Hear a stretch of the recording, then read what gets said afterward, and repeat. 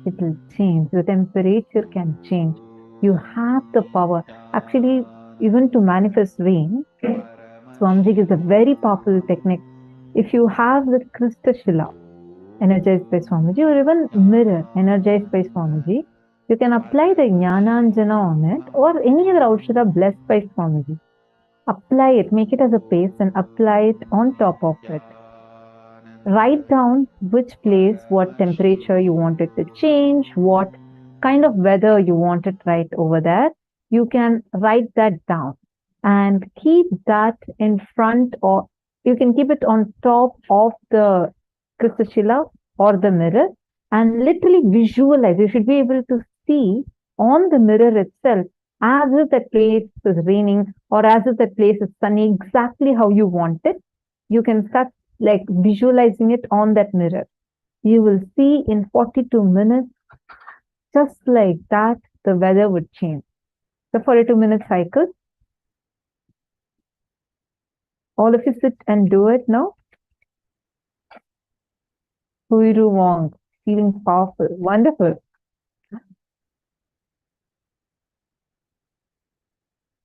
The cycle is for 42 minutes. Mavirupaksha, it's 42 minutes. No, I see your reaction. You're like, oh, what? No, you don't need to sit for the full 42 minutes. You're just going to start and we're going to do one more round again. So the 42 minutes, 21 minutes now, the next session, and then after that, 21 minutes of power manifestation. You're going to do it in the same place. It takes 42 minutes for the effect to happen. Hold your visualization. Have that visualization in you. That's how you manifest it. Come on.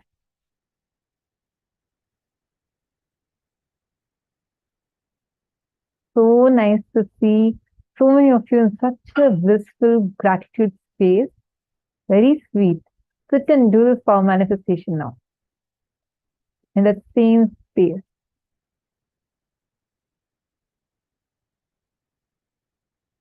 We're going to be continuing to play the Mahavakya. Sincerely sit and do this. Nithyananda Paramashivoham. Om Nithyananda Paramashivoham. Om Nithyananda Paramashivoham. Om Nithyananda Paramashivoham. Om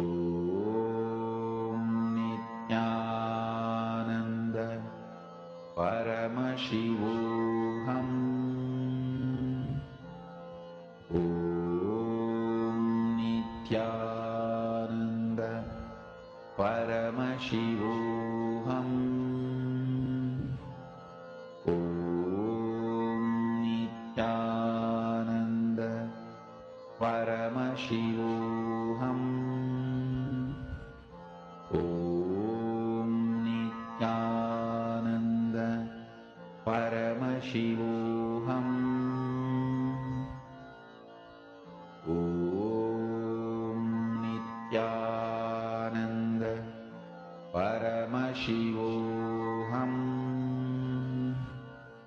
Om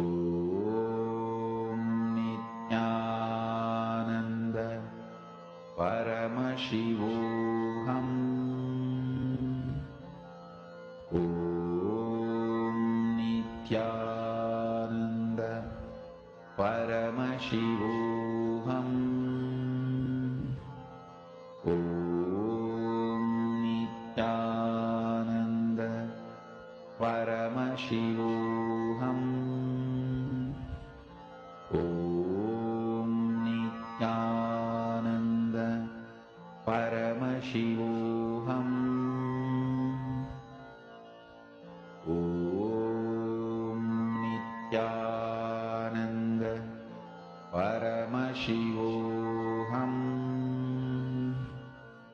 Om Nithyananda Paramashivoham.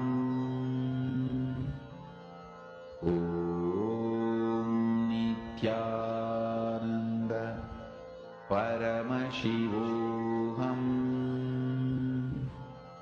Om Nithyananda Paramashivoham. Om Nithyananda Paramashivoham. Om Nithyananda Paramashivoham. Om Nithyananda Paramashivoham.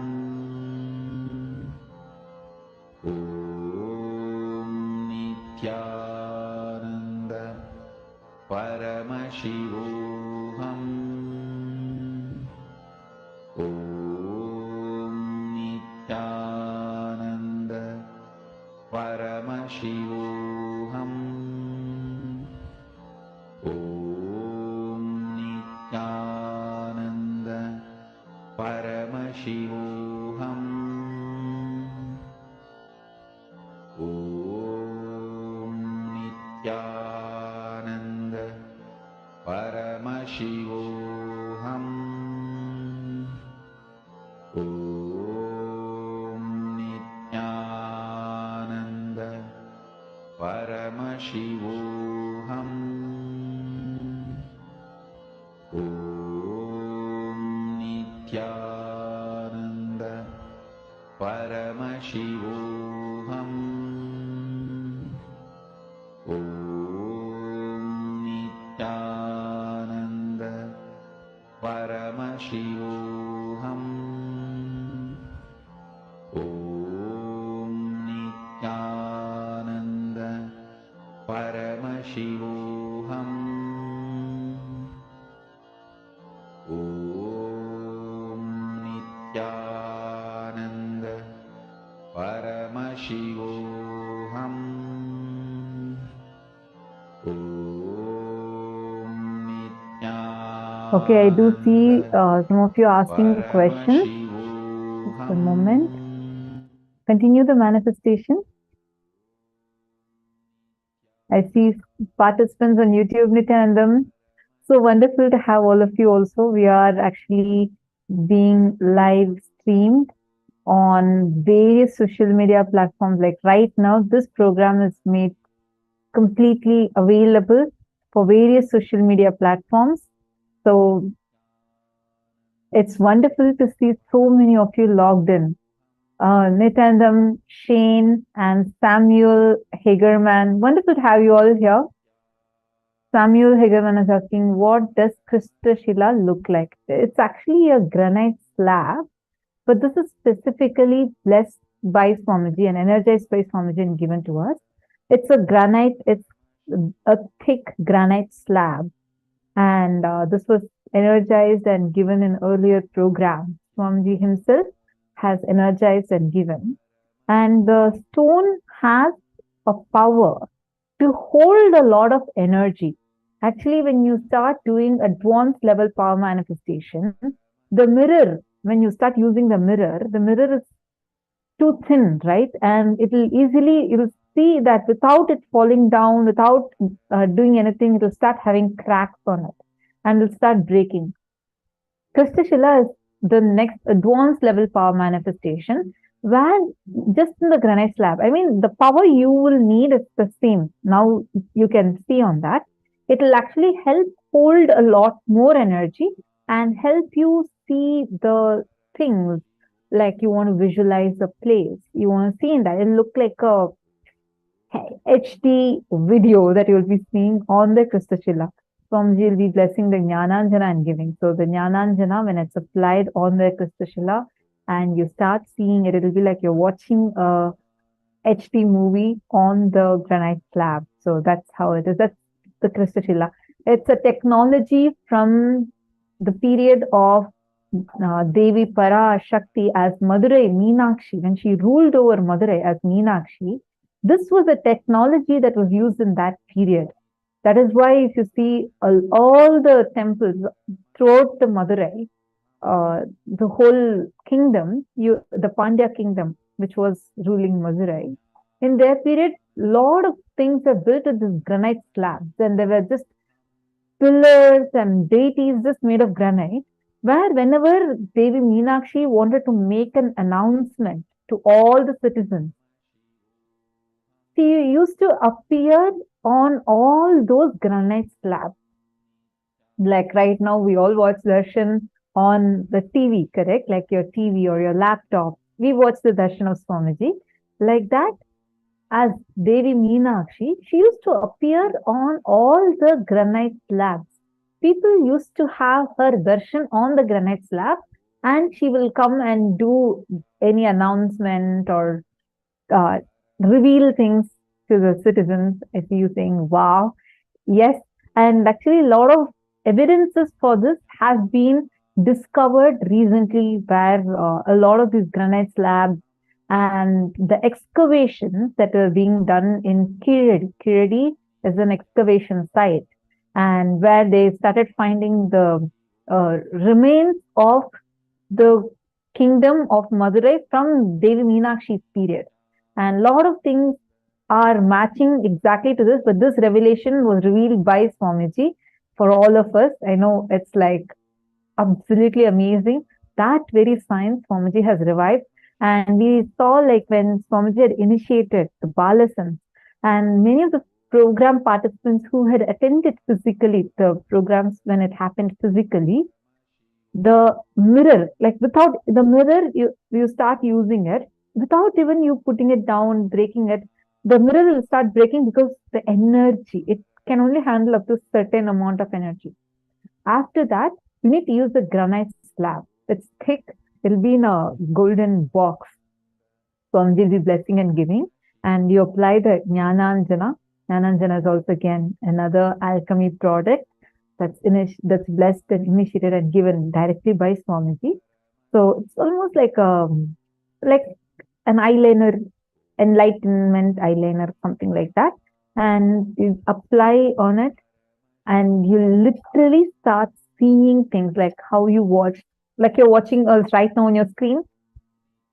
You will watch it much clearer. It look with a lot more depth, like how you see things in real life. It'll look like that, as if the whole thing is appearing on it. So, just to answer your question. And also, see,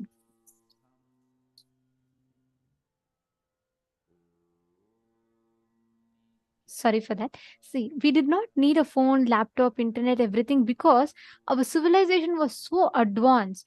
Just this power that we are manifesting today, bringing rain.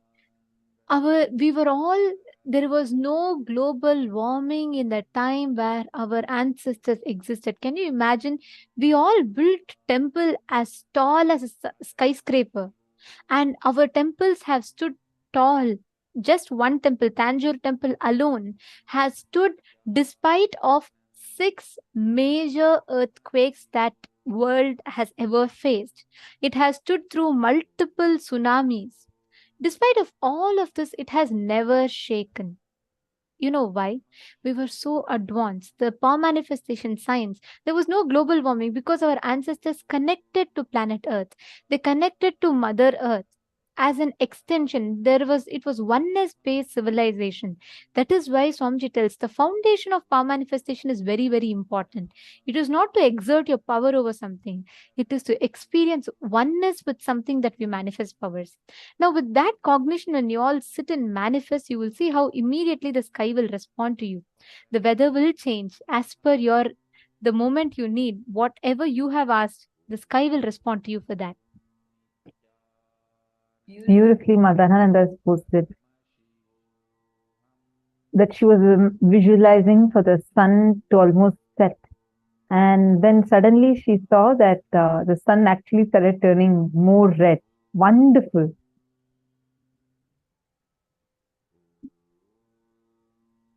Wow, Mameda Satya has posted during Paramashivoham too. Meenakshi Devi gave me darshan in green, and she was holding a crystal shila on one of her hands, As being from North, I did not know anything about Devi Meenakshi. My gratitude to her. Wanted to have a darshan again. Wow. Medha Satya, thank you so much for sharing such a beautiful experience. Actually, in just before assuming this body, in Swamiji's previous avatar, Swamiji came down as Devi Meenakshi. And in this form, both Devi Meenakshi and Sundareshwara Paramashiva have assumed one form together as Swamiji. So you are having her darshan every day. Joanna Nithyanandam, nice to see you with the big Sri Chakra behind you. Are you also doing the power manifestation? Joanna Kobus, sorry if I'm not pronouncing your name rightly. Nithyanandam, is this the first time you're here? Just asking to know, because I'm seeing you now.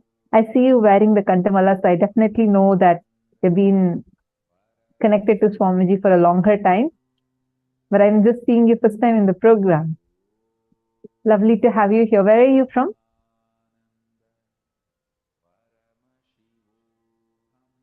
See, there's many of you who are turning off your cameras. Can I request all of you to please come on camera and be on camera as much as possible?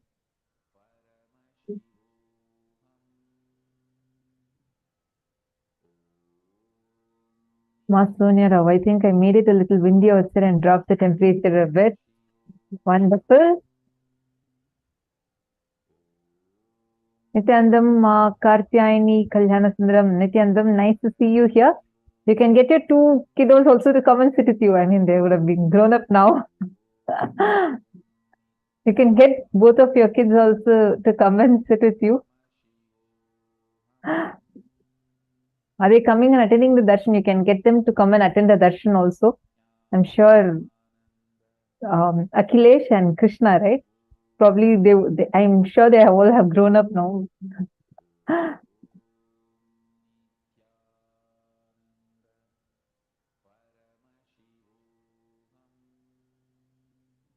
Wonderful to see all of you sincerely sitting and doing the power manifestation. Continue. And now, before we enter into the next session, I just wanted to share with all of you, I'm sure you all would have already seen. For those of you who have not yet seen, we have a great news that we want to share with all of you. That is, the next report from KAILASA has been published in the United Nations. Our support desk team is actually going to be posting the link to this post for all of you. United Nations publishes the 11th report of KAILASA, Call for Contributions, the Right to Education, Advances and Challenges. The special rapporteur intends to identify the current main challenges to the right to education today and the crucial issues that deserve attention for the future. The right to free education is fundamental to the ancient Vedic civilization, which has faced the persecution and educational and cultural genocide during the colonial rule. It is actually only Swamiji, the Supreme Pontiff of Hinduism, who is taking this to the world, taking this to the international audience and decision makers, thinkers, taking the persecution that we as Hindus have faced. And the United States of KAILASA has the right to free education, free food, free shelter, free clothing, free medical care, the 5 basic necessities of life as its constitutional right, in alignment with the injunctions of the ancient sacred Hindu scriptures, the Vedas and Agamas. An ancient Hindu economic treatise by Paramashiva recommends that no fee should be charged for things that do not perish by sharing, such as education and knowledge. In Asia, the revival of ancient Hindu civilization includes its education system has faced continuous and persistent backlash by the deep state elements, where the indigenous education of the Hindu Aboriginal indigenous agricultural tribes was under constant attack for over a decade by Hindu mystic extremists who also interfered in indigenous religious matters and succession process of children. Despite the persecution of AIAT members, the leader of the AIAT community, the Supreme Pontiff of Hinduism, and the head of state of KAILASA, Bhagavan Nithyananda Paramashivam, has been successful in reviving the Gurukul and made available for free in the sovereign land of KAILASA as well as globally. The Gurukul is designed and has been successful to make natural, capable, compassionate leaders living the highest values of life, such as non-violence, life is for others, expressing extraordinary innate superconscious powers, Shaktis latent in every human being, and radiating the ultimate truth of Paramashivoham. I am Paramashiva. So you all can go ahead and read the entire report that is posted here. The link for this is given to all of you.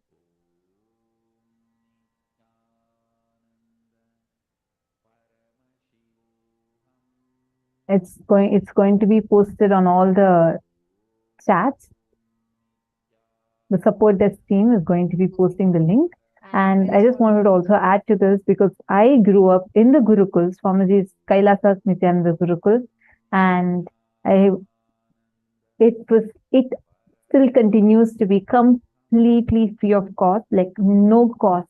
Whether I was given the best education, like the Gurukul, we have the best education, international GCC syllabus, as well as you get to learn everything about life. You get to learn all these extraordinary, powerful cognitions, literally living with Swamiji, where he transmits his knowledge, his experience, his cognition, powerfulness, powers everything to us, and simultaneously empowers us externally also, like Swamiji used to say before, becoming Buddha inside and Bill Gates outside. That's literally how the education system is, and the best thing about it is completely free.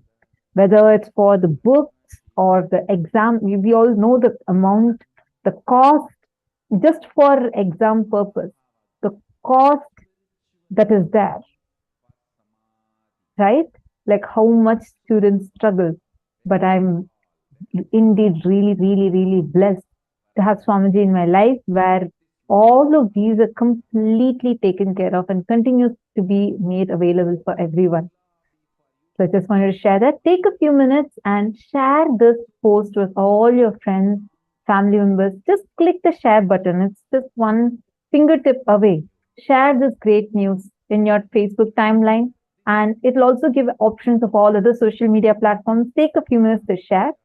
And Samuel, and also make sure that each of you are letting people know, along with, don't just share the link, let people know why it matters, because this is a huge milestone, another achievement for every one of us Hindus, in us getting a Hindu nation, a Hindu Rashtra set up for us.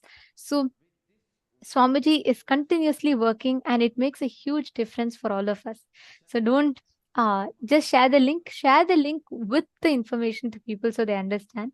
And now, and it is, before we enter into the next session, Samuel Hagerman said that he manifested rain. It's raining outside. Wonderful.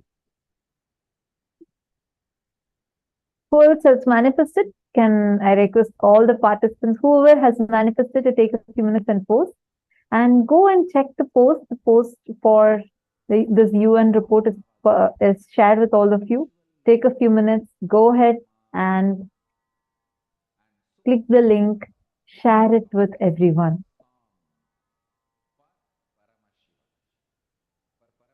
Now we all are going to be entering into the next session, the session on super-determinism. Now, this session addresses a very important aspect of our life. Many times when there are failures, so-called failures, when things don't go our way, We say, oh, it's all predetermined. I can't do anything. It's destiny. This is what it is meant to be. It's just fate. I can't do anything. Even if I try, I knew I was going to fail. So, at those moments, most of us feel life is predetermined. Sometimes, when we succeed, we think, oh my God, I know something that I did really click. It worked. Some formula has worked this time. At those points, we think life is free will. But this question always, almost always lingers in us. Is life free will or is life predetermined? But there's something in between. It is neither free will nor predetermined, but there's something for us to understand whether life predetermined or is it free will. Swamiji is going to be revealing that in this session to all of us now. So let's now intensely listen and take a note of all the powerful cognitions that Swamiji reveals here.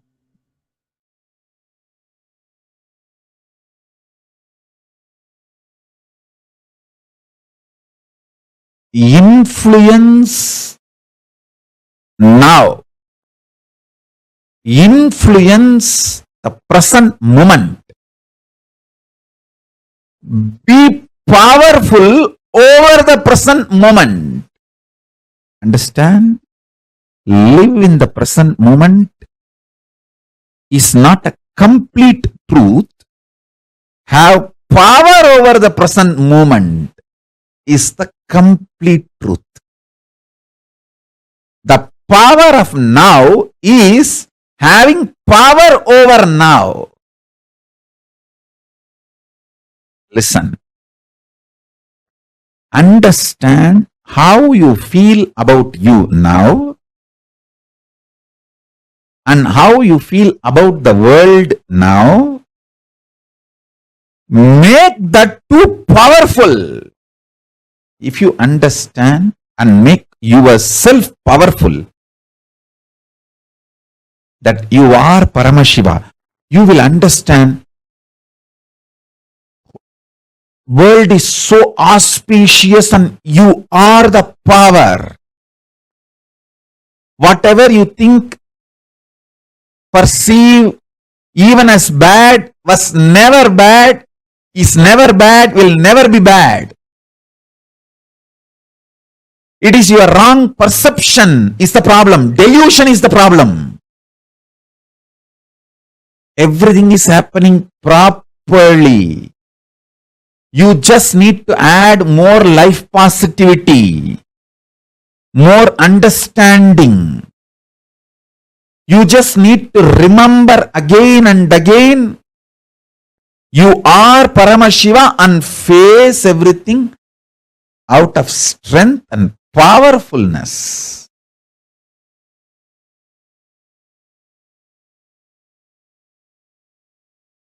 Now, the next truth. Listen.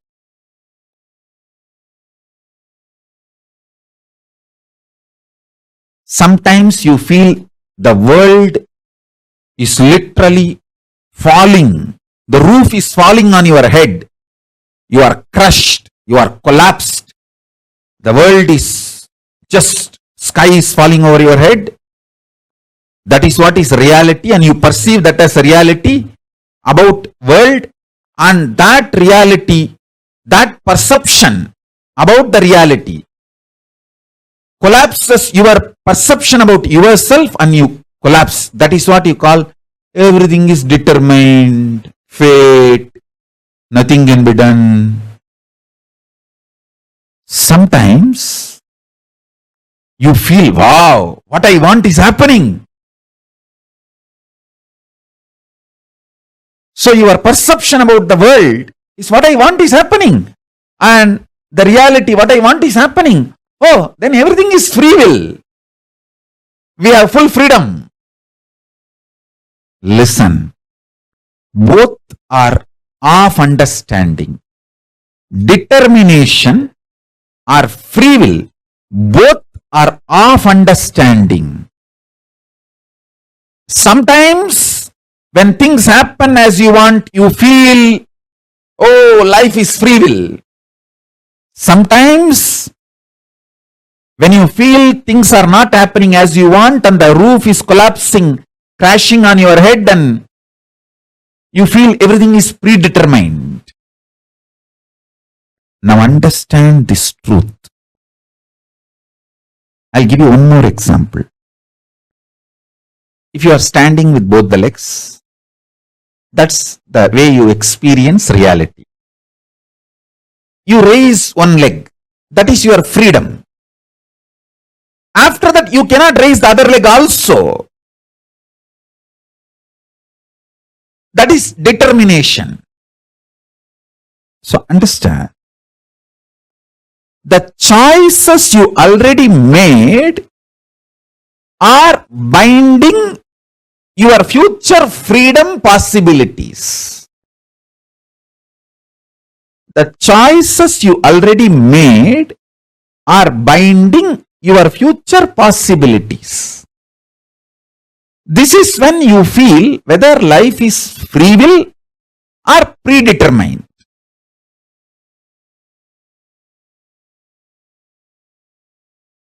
When you perceive the happenings of your life is against your will and collapse inside you, the way you perceive the world very negatively, and collapse your own identity about you and lose trust on you. When this happens, whether you made earlier some choices or not, you will feel bound. You will feel life is predetermined. There is no free will. Life is unfair, injustice, adharma. It is all just might is right. People who have power, they grab everything. Nothing is right. It's all chaos. There is no order.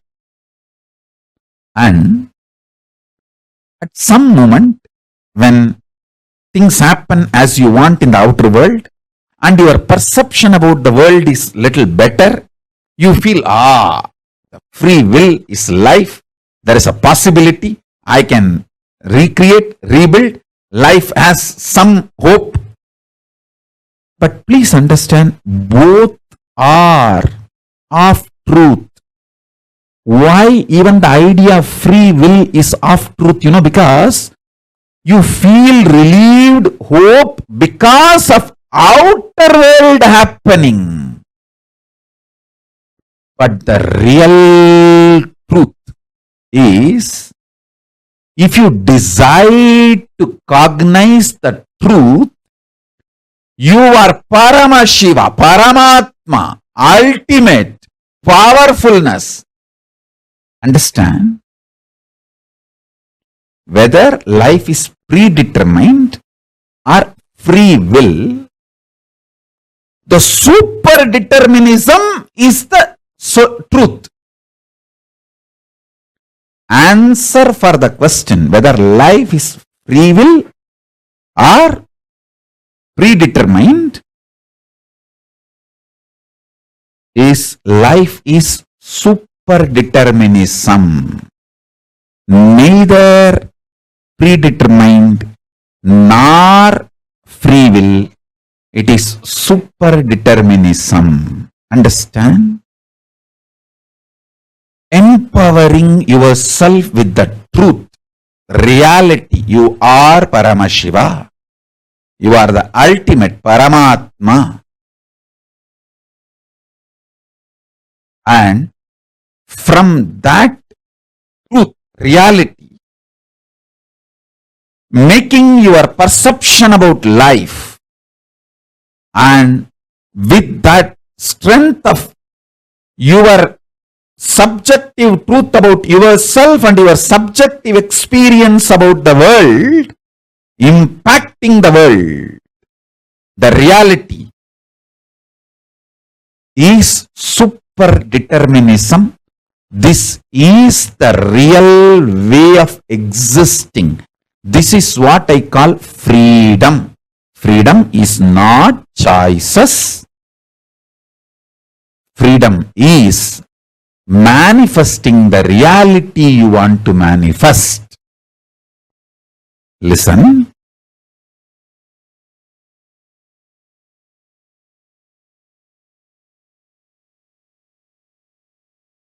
When you subjectively decide to cognize the truth, you are Paramashiva, you will see that super power of coincidence place in your life,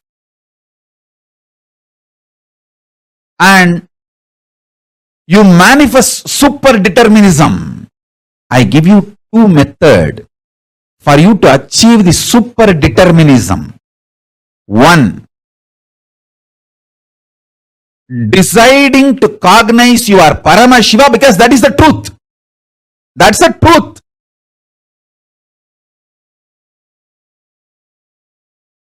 And face your inner space, your perception about life and the life reality itself.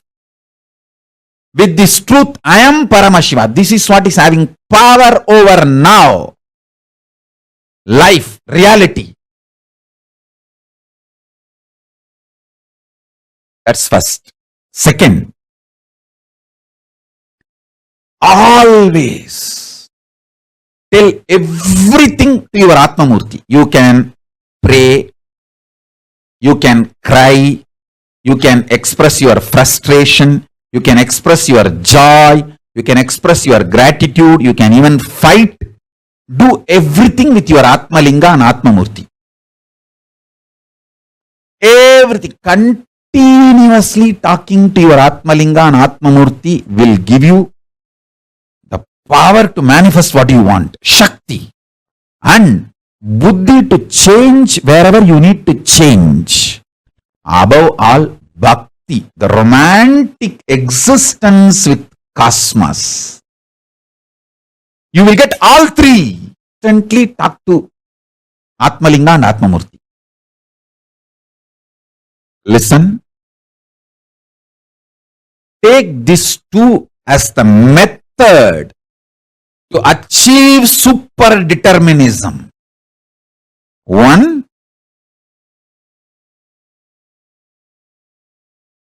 decide to come to the powerful conclusion you are Paramashiva because that is the truth.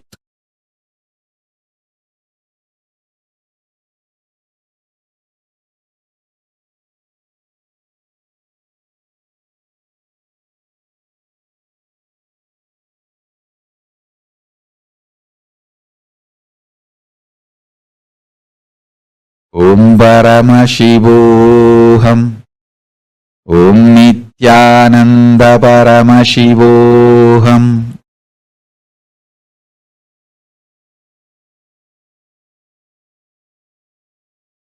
Second, continuously talk to Atmalinga or Atmamurti. You can offer your prayers. You can talk even casual things. You can express your love, gratitude, even anger. You can fight. You can express your frustration. You can do anything you want.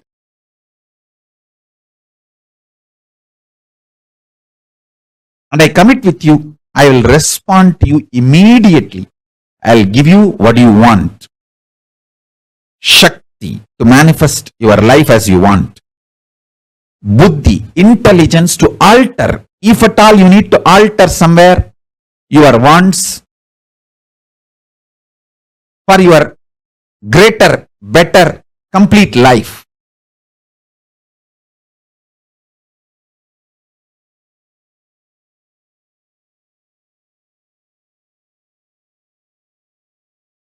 And above all, bhakti, a life positive, joyful connection with life, reality, cosmos, with everything, with yourself, with world, with God, everything. And yukti, method to live enlightenment. And mukti, the enlightenment itself.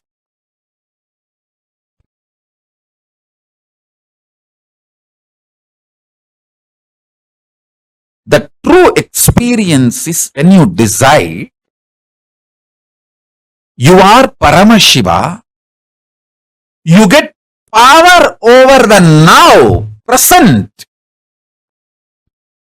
The power over the present gives you the liberation from all these four different theories, theologies, philosophies, rational arguments, ideas, concepts. You experience tremendous powerfulness subjectively. Because of that powerfulness subjectively, the state of Paramashiva, that's what I call state of Paramashiva. Your subjective experience about the object also powerfulness, Parameshwara. Understand? I want to express these three words. Your subjective experience of your subject, your subjective experience of the object, and the object, reality as it is. Understand this three words. Your subjective experience of your subject, yourself, your subjective experience of the object, world, and the world, the object itself. In these three, if you empower the subjective experience of your subject with truth, that truth makes your subjective experience of the object also powerful. When these two components of you becomes powerful, it impacts the object and makes what you want to manifest as life. This is the experiential reality of super-determinism. Everything else is a delusion, false. You cheating yourself, you deluding yourself with any kind of argument. No, what Swamiji says is the ultimate truth, but not for me now. Even that. Whether you are ready to understand or not, sun is going to shine and wind is going to blow. Everything is going to happen as it is. This truth which I described now,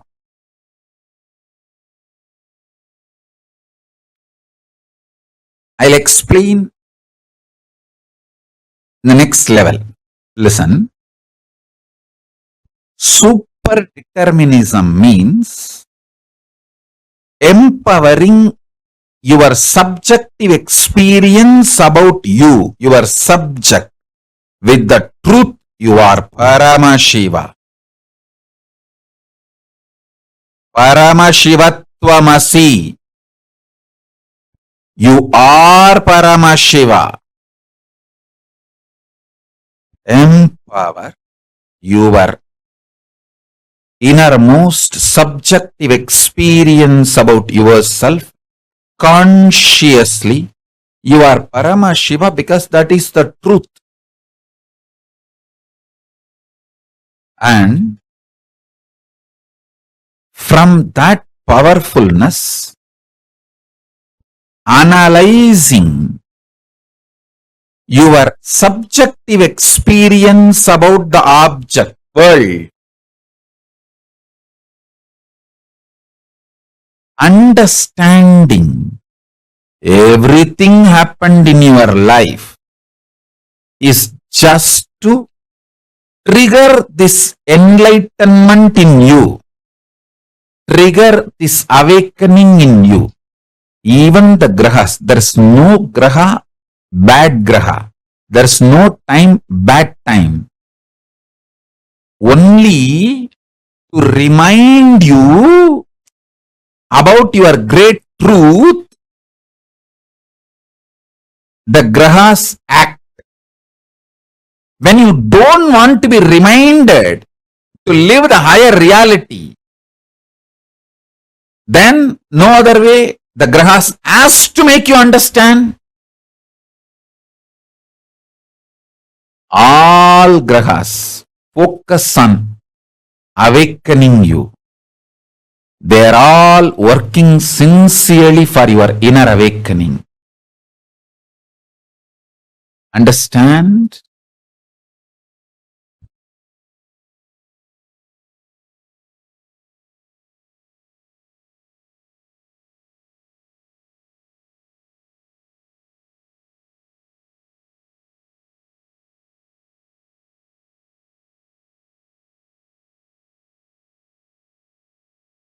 Hey, listen. Sometimes your babies or pet, they go into kind of a trance mood when they listen to my satsang and just they settle down. You may be thinking they are sleeping. Even if you think they are sleeping, don't wake them up. It is okay. Just let them. Because they sincerely, intensely listen. If you are pregnant, the baby inside your womb listens to me sincerely. And the babies who sit in the satsang, they go to a kind of the trance, turiya space, and just melt down. You may be thinking they are sleeping. Even if you think they are sleeping, don't disturb them. Allow them to sleep. It's okay. I tell you, even the pets, when they come and sit for satsang and they just fall asleep, don't think they are falling asleep. Even if you think they are falling asleep, don't disturb them. They are in a trance. I can see very clearly in how many places that initiation is happening.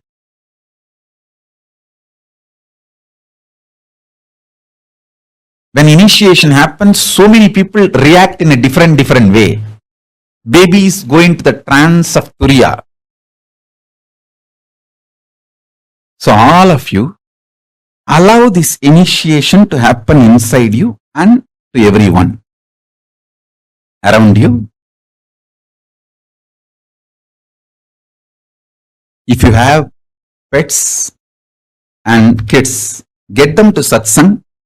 Even if they sleep during the satsang, don't worry. Let them be there.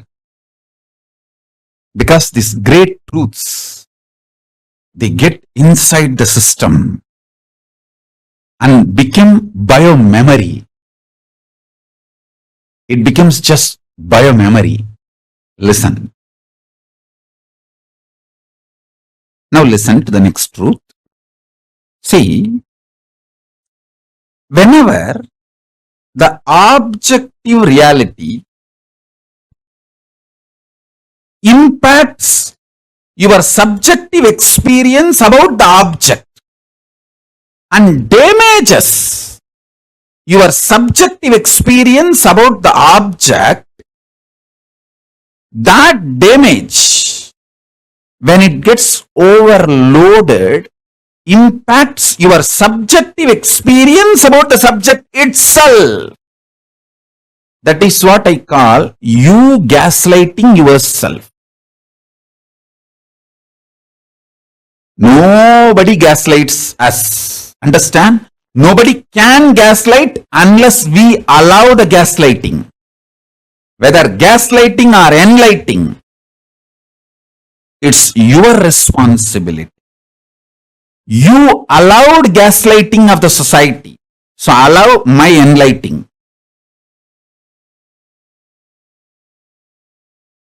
Stop allowing the society's gaslighting. Allow my enlightening. So listen carefully.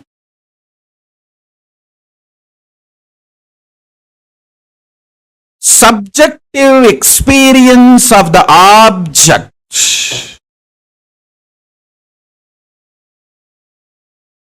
should be impacted, impressed By the truth of the subjective experience, you are Paramashiva, not by the objective reality, so-called this world, and your equations with this world.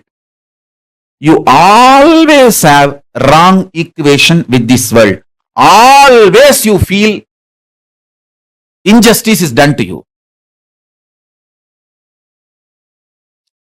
Somehow that becomes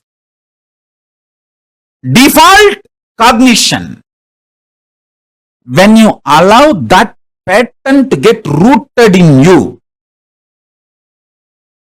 you damage your inner space, the subjective experience of the objective reality world.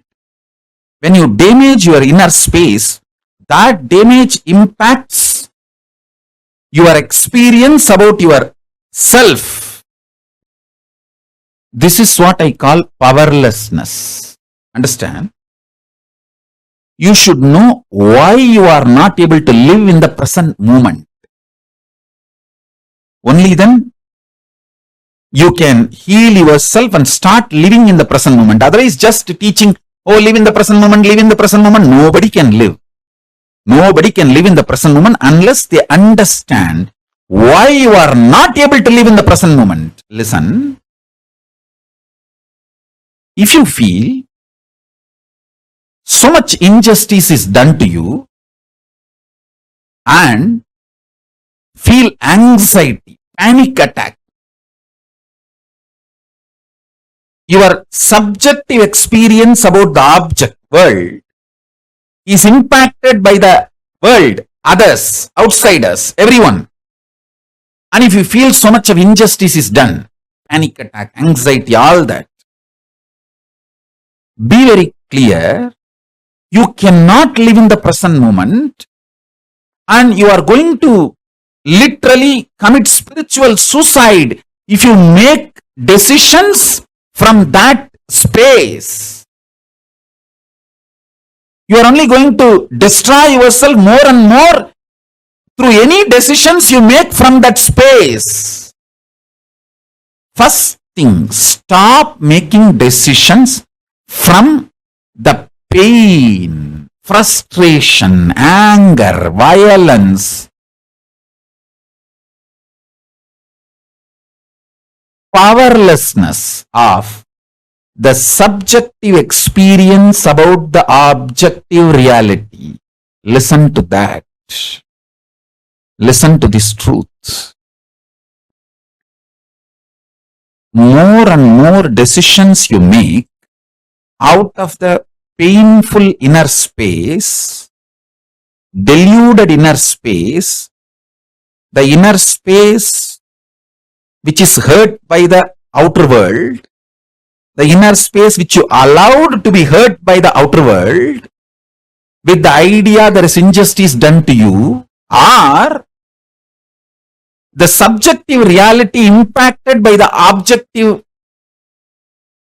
reality, the objective world, due to sometimes you blame an individual person, or sometimes you blame a situation, sometimes you blame the ecosystem, sometimes you blame the whole world. Whoever you may find, blame or not blame, sometimes you will even blame yourself. Even that is wrong. Blaming yourself is not something cute. No.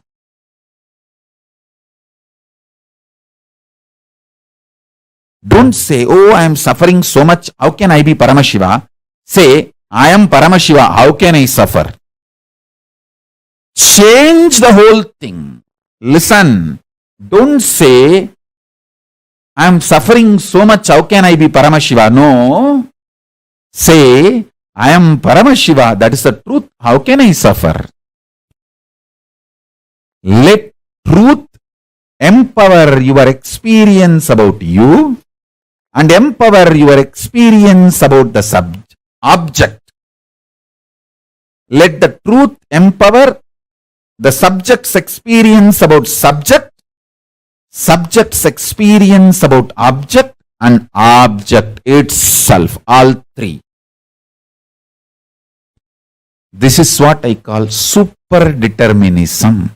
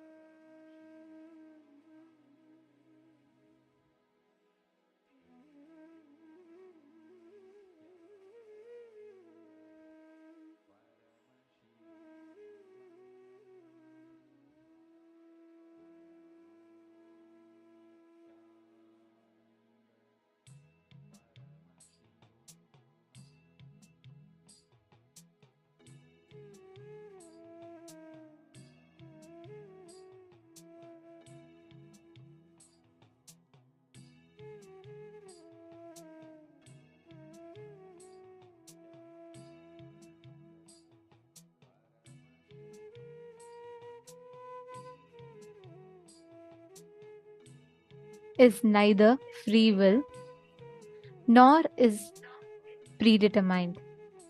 Life is super determinism. What you will for, what you work for, that is what happens as reality. So life is neither free will nor it is predetermined.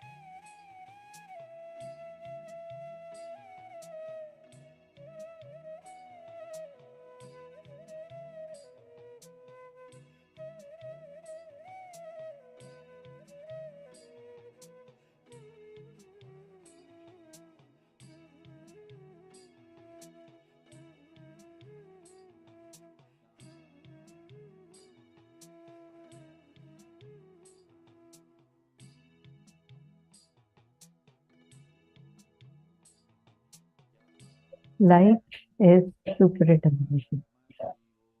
Such a powerful revelation Swamiji had given to us. Swamiji explained to us about why life is neither evil nor predestined.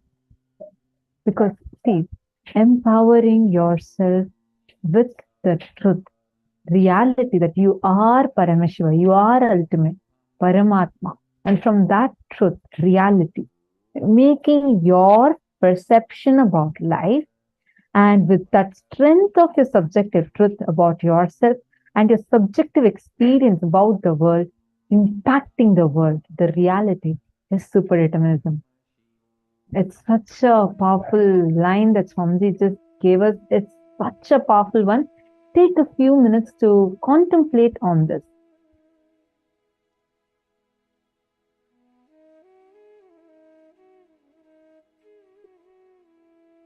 Take a few minutes. Nithyanandam, Milos, Gondak, and Sri Nitya Sundaranandan. Sundaranandana. Sir, I'm not sure if I'm pronouncing your name rightly. Very nice to have you all also join in for the program.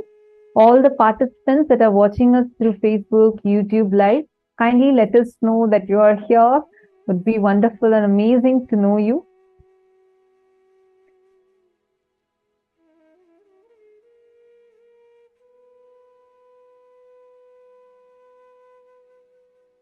Understand, I just wanted to share an experience related to this.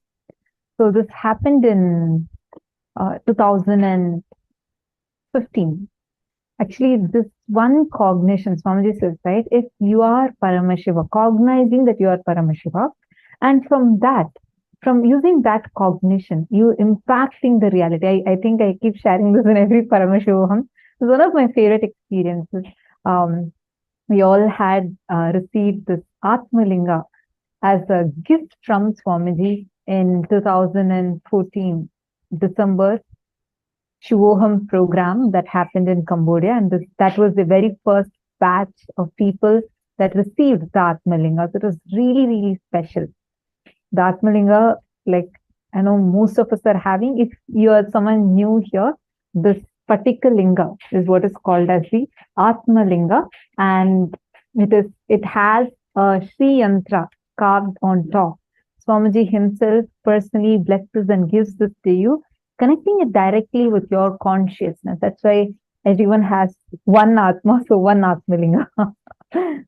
So this Atmalinga Swamiji had given to us in Cambodia in 2014 December, just for the participants who had attended the Cambodian Awakening. And it was about, I think almost 1,000 people had attended that program. And all of us had received the Atmalinga. And right after that, we all came back. It was a December program. And next in January, we had Swamiji's Jayanti celebrations that was happening. So a lot of people had come. There were like thousands and thousands. The whole Adinam was filled with so much of crowd. And only a small group of us within that had this Atmalinga. And one of them was me. And I had my Atmalinga with me. We had this procession, like during festivals, the Adinam is just so grand. Like everywhere you see, there's like people from all kinds of places and backgrounds, and everyone together celebrating Swamiji's Jayanti. And it's a lot of celebration that happens. So for the celebrations, we first, in the evening time, around 4 o'clock, 4:30, we had Rudrabhishekam. We have a huge 21 feet tall Shivalinga made up of 9 Navapashana, it is called as. 9 poisons, when it's mixed together, it becomes a very miraculously healing power, out of which that whole Shivalinga is made. So whenever we pour milk on it, like the milk never goes waste for almost a week or week and a half, like that. There are many miraculous healing powers for that linga. And around that, there are 10,008 smaller Shivalingas kept. So it's such a beautiful place. That place is called as Vaidya Sarovar in Adi KAILASA. So Swamiji had gotten this whole thing, Swamiji had constructed this whole beautiful place called as the healing pond. So that's where we offer the Rudrabhishekam.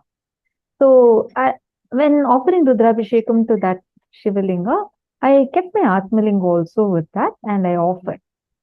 And when it got over, I remember of packing everything, but I had missed my Atmalinga amidst those flowers and I did not remember it at that time.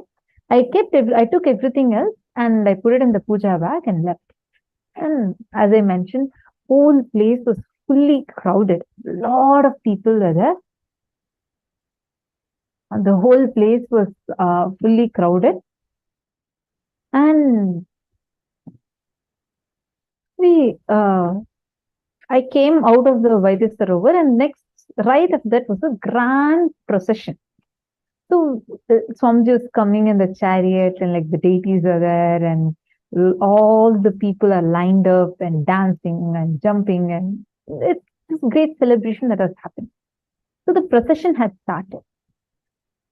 Middle of the procession, one of the Balasans, she asked me, hey, can you show me your Atmalinga? I just want to see it. And when I opened my Atmalinga box, I saw that my Atmalinga was not there in it. And I was first thinking she was playing with me. Then we both realized that my Atmalinga is actually missing. We were looking for it. We couldn't find it. Then I remembered that probably I had left it in the Vaidya Sarovar. But by then, there was a volunteers team that had completely cleaned up that place. So my Atmalinga was missing. Just that morning, Swamiji had told in the satsang that whether you believe or you don't believe, you don't even need to cognize or have some trust or nothing needed. Mechanically declare, if I am Paramashiva, let this happen. Paramashiva will rush to make it happen. So this cognition clicked with me so strongly. And I declared saying that if I am Paramashiva, if everyone around me are Paramashiva, by tomorrow morning, 8 a.m., right before the satsang starts, I want my Atmalinga in my Atmalinga box and I should be able to see it. I made this declaration in front of few of my friends that are there. Time was passing, evening became late night, evening, then night. Every few minutes, since I kept going and checking, I thought, what if suddenly, people say it might materialize, maybe it would materialize. Nothing was there. Next morning, 4 a.m., like yoga time, I open and see again, nothing is there. Then puja started, 6 a.m., I open and see my Atmalinga, still nothing is there. 7:30, nothing was there. I was really starting to panic because at that point, it was like, there's like only 20 minutes left. I had declared that by 8 a.m. it has to come in. And if Swamiji is told, definitely it will happen. Why am I not still having my Atmalinga? 7:58, 7:59. Till the last minute, like I'm still not having my Atmalinga with me. And earlier we used to have this bell that rings. There's like a slight, like a bell that goes on, giving like, I think last 10 seconds or 30 seconds count it gives. And which is right before like a countdown for the satsang to start. So the bell started. And I was like, all the friends who were there in front of who I had declared, and all of them were there. They're also asking, did something happen? Did your Atmalinga come? And I was like, no, nothing has come. I was like, just praying to Swamiji, holding my mala and praying to Swamiji and like, where is my Atmalinga? All of a sudden, someone came and tapped my shoulder. I turned and saw there's a lady and she came and she held an Atmalinga and told, Ma, is this your Atmalinga? I was shocked. I didn't know who she was. She doesn't know me. And there's like so much of crowd. I took the Atmalinga, I checked, it was mine, the same sandalwood paste that I had applied, everything was there.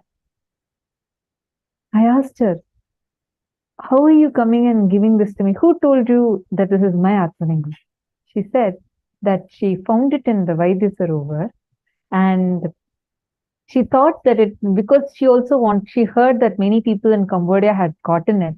So she was praying to Swamiji that she also wants to receive an Atmalinga. And she thought this was a gift from Swamiji. And she took that and she was keeping it with her. And that morning, she said Swamiji actually came to her dream and told her to come and give the Atmalinga to me. I was like, wow. Understand? That gave me that whole cognition, how Swamiji said, right? Even whether you don't even need to believe in it, you can just mechanically declare. It was so powerful. I got my Atmalinga back, but it was not just my Atmalinga back. It was like even that day itself, if I had just declared and immediately found it, it would have been a nice thing for that moment, because life with Swamiji is continuously miracles after miracles after miracles. But like every few minutes, sometimes keep on like opening and checking. That last minute, 7:59, exactly a minute before the declared time, Swamiji manifested it for me and made it such a special moment. It was like a powerful cognition I had. When I declared, knowing that because Swamiji told, now I'm making this declaration, Swamiji just immediately manifested it for me. And that is precisely what Swamiji explains as super-determinism. When you know that there is something beyond fate, destiny, there's something beyond your individual will, there's your conscious decision. And that conscious decision has a power over the reality, power over fate, power over destiny, power over everything else. And without that conscious decision in you, even the most enormous situation outside cannot influence a change in you. With that decision in you, even the most subtlest of things will influence a big change in your inner space. Your super-determinism, your individual free will, the way you want to experience reality, has a huge role to play in how life occurs to you. If you give up saying, oh, it's all like predestined and nothing is going to happen and I'm not going to be able to manage anything anyways, then you're going to be on the loser's end. And if you feel, oh, everything is under my control, that is also wrong.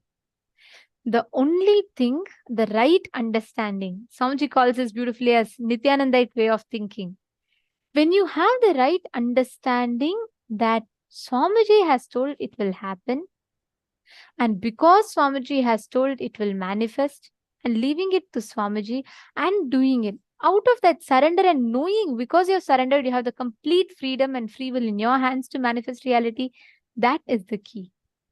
That is super-determinism, and that is how you manifest your reality. Catching it? So today, what all of us learned just now is precisely this super-determinism, with the right understanding of which you can manifest what you will, what you desire. Let's do a very quick activity for this. Pen down at least 5 areas of your life, aspects or areas of your life where you're experiencing suffering.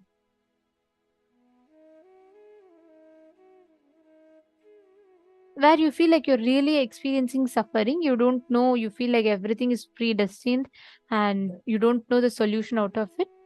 Write down at least 5 such areas. Take a few minutes.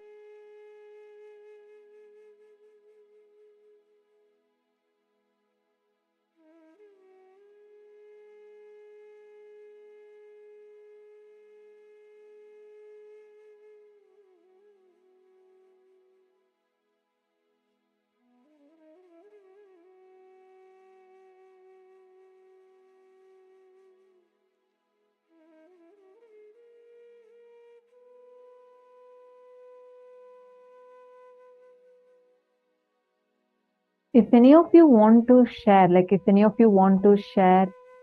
that a particular place where you're seeing that, yes, this is where I'm stuck, this is how I feel, and you need help in applying this cognition there, please feel free to message us. You can post it in the chat or on the comment section.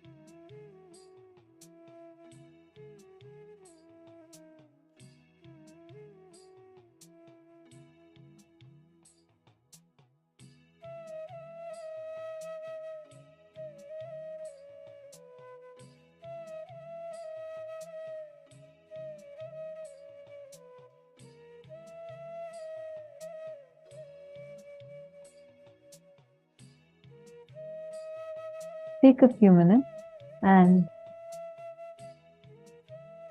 look in from this new cognition. Look back at what you've written down. See each aspect one by one and see what is the real cause of the suffering.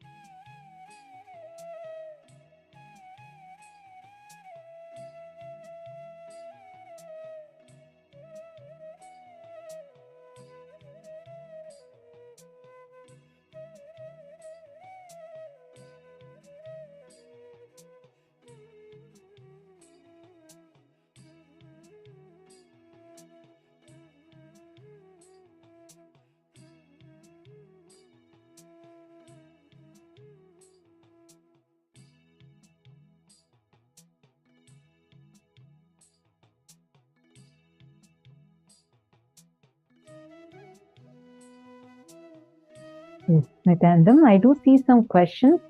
I'm just going to be helping all of you understand how you can apply this in the situations that you have mentioned. Okay. Starting with Ma Virupaksha. I'm stuck in power manifesting and manifesting anything I want. Okay. Now, Ma Virupaksha, what exactly is the cognition that you are struggling with in that?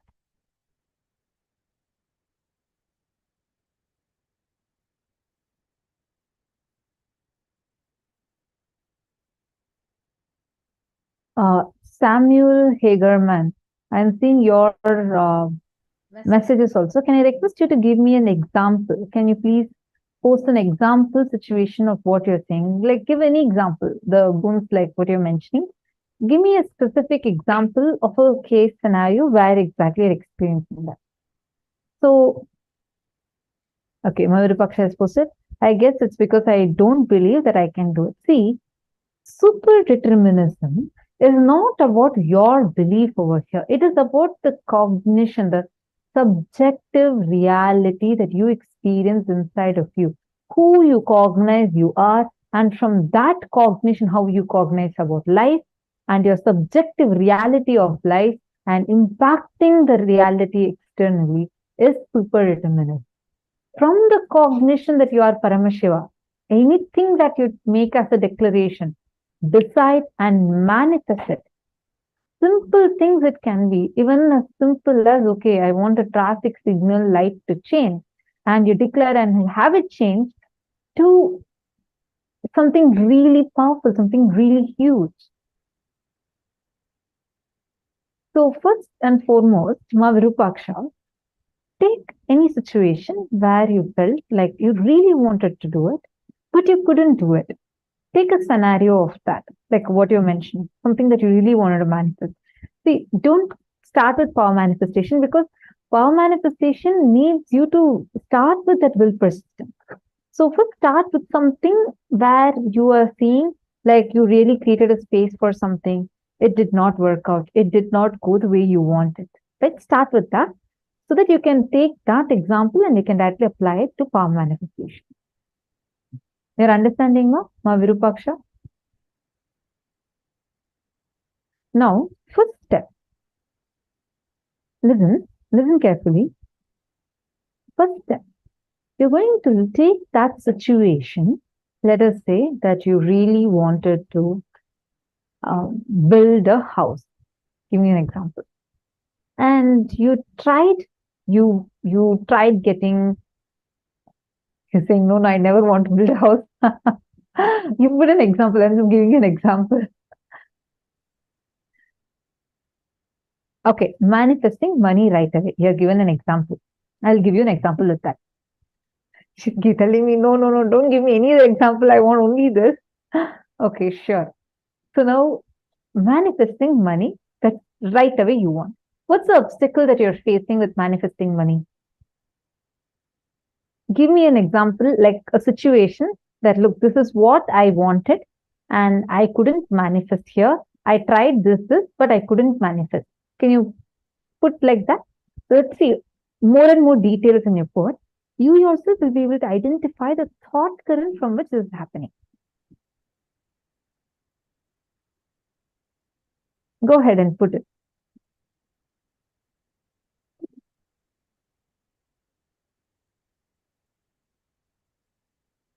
Like what kind of a thought current? I always had enough, but it's difficult for me to have more right away. Okay. Now, look in the moment you say, I want to have more money. Like I want more money right now. Like I need it like tomorrow, or I need it today evening. Let's say you have like that kind of a cognition. At the same time, what is the cognition from which you're cognizing that? What is the cognition you carry about you when you are having that desire? Look into that first. What is it that you're carrying? Do you feel that this is Ma Virupaksha who's already having money, but I still want more? Do you have that kind of a conflict inside you? Or do you feel like I have tried many times, I really want to try it out, but I'm still not too sure? What kind of cognition are you seeing that where you even start to have this desire from?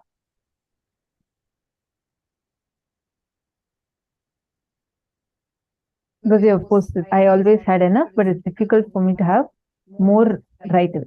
Okay, I never thought I was rich. I only wanted to have enough, but no more. Okay. Now, do you see there's a conflict between this sentence and the previous sentence that you have posted? The first sentence says, I always had enough, but it's difficult for me to have more right away, more money right away. Right below that you're saying, I never thought I was rich. I only wanted to have enough, but no more. Now, there is a conflict within these two desires, but let's come to this also later. What is the cognition that Ma Virupaksha had for when this desire is starting? What is the cognition you carry about you and the cognition that you carry about life when you're carrying this desire? I'll give you an example. Let's say you're feeling that, okay, I really need this money right now. Money is a struggle. I need to work for it. I don't have enough resources, but I really want to have more money. And you feel that money will come only when you struggle for it, or only when you have some resources available for it. Some kind of a cognition that you're carrying. Look into that. Take a moment and look into the cognition that you're carrying. Write that down. Look into the cognition and pen that down. See, And understand What is superdeterminism? You, inside of you, sit as Paramashiva. Cognize that you are Paramashiva, and because you are Paramashiva, and everything around you is also different manifestations of Paramashiva. From the powerful cognition that you are Paramashiva, cognize your life, the cognition about money, the cognition about life. Change it to what you will be having when you cognize yourself as Paramashiva. And from that cognition, declare, I am Paramashiva, and let me have money by this time, by this much amount, by this time. Declare it, you will have it. See, I even see you showing two big thumbs up. Sorry, just one last thing I want to tell you. When you are creating the space, if again you're getting self-doubt, self-hatred, some past pain creeping and coming into you, two ways. One, you can sit, do the completion for it, or declare. Swamiji has told, no question for me to even encourage this. I am going to sit as Paramashiva because much more than me, my Guru knows me. My Guru has declared that I am Paramashiva with that strength, with that powerfulness, with that powerful cognition. I am sitting and I am declaring that I am Paramashiva. This is the way I experience the world. This is the way I experience reality. I am declaring as Paramashiva, let this happen. By 6 p.m., let my bank have $1 million. You will have. Understand that is the power of superdeterminism. Actually, this is what is the thing. Even my Diana's pillar, even you have posted a question, right? Based on your past experience. See, there's a very beautiful example Swamiji gives. It is the frame from which you see life. Your cognitions matter. Right now, it is like Ma Virupaksha or Ma Diana or any of us for that matter. We all carry a different frame. It's like if I'm going to pick up a glass that is purple tinted, and I'm going to put that glass on me, whether I see a white wall or whether I see a red rose or a pink curtain, I am going to see everything with a shade of purple on that. Am I right? I'm not going to see white as plain white. I'm going to see white with a shade of purple on it. Correct? Same way, Ma Virupaksha or Ma Diana, when you both are making that statement about your past attempts and not succeeding, every time you utter that, you already have a certain incompletion notion attached to that incident. So what happens? Naturally, when you are making a decision, if I am wearing a purple color glass, whether I see you or whether I see Ma Katyayani or whether I see Ma Virupaksha, anyone, all of you are going to look purple for me. I cannot say, oh, I'm seeing 3 different people, everyone is looking purple. It is not the problem with the people. It is not problem with the outside. It's the problem with the incompletion based on which you operate. There's a very funny joke that Swamiji will say. Swamiji says that one man goes to a doctor, okay, ortho, and what happens is, he says, doctor, I have been suffering. My full body is fractured and, I'm in severe pain and I don't know what to do. I'm a very complicated case. He goes on telling. So doctor tells, relax, what happens? So the man says, see, I put my finger here. Ouch, it hurts. I put my finger here. Ouch, it hurts. So he puts every part and he says, it's hurting, it's hurting, it's hurting. So he says, look, my whole body is paining. Then finally the doctor sees, writes a prescription and gives him, says that your finger is fractured.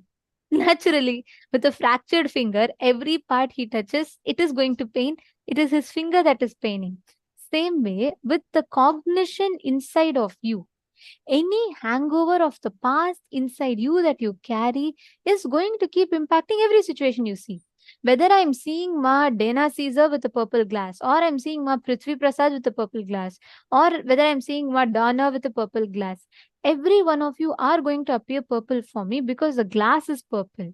But what Ma Virupaksha or Ma Diana's pillar, you both are trying to change outside. It is not about the manifestation not happening. It is about the glass with which you are seeing. You need to remove the glass. Beating up yourself is not the solution, or trying to change outside is not the solution. how many ever times you paint a rose red and say it is not still red is because of the glass, not because of the rose, right? So you need to remove that glass of incompletion that you are carrying. You need to remove that glass, that layer, that cognition that you are carrying inside. And you need to see the reality as reality. That is what Swamiji explains as completion. Swamiji told in this session a very important statement. Swamiji said, neither free will, it is neither that life is completely under your control. You should not think, even if you think life is completely my manifestation, it is wrong.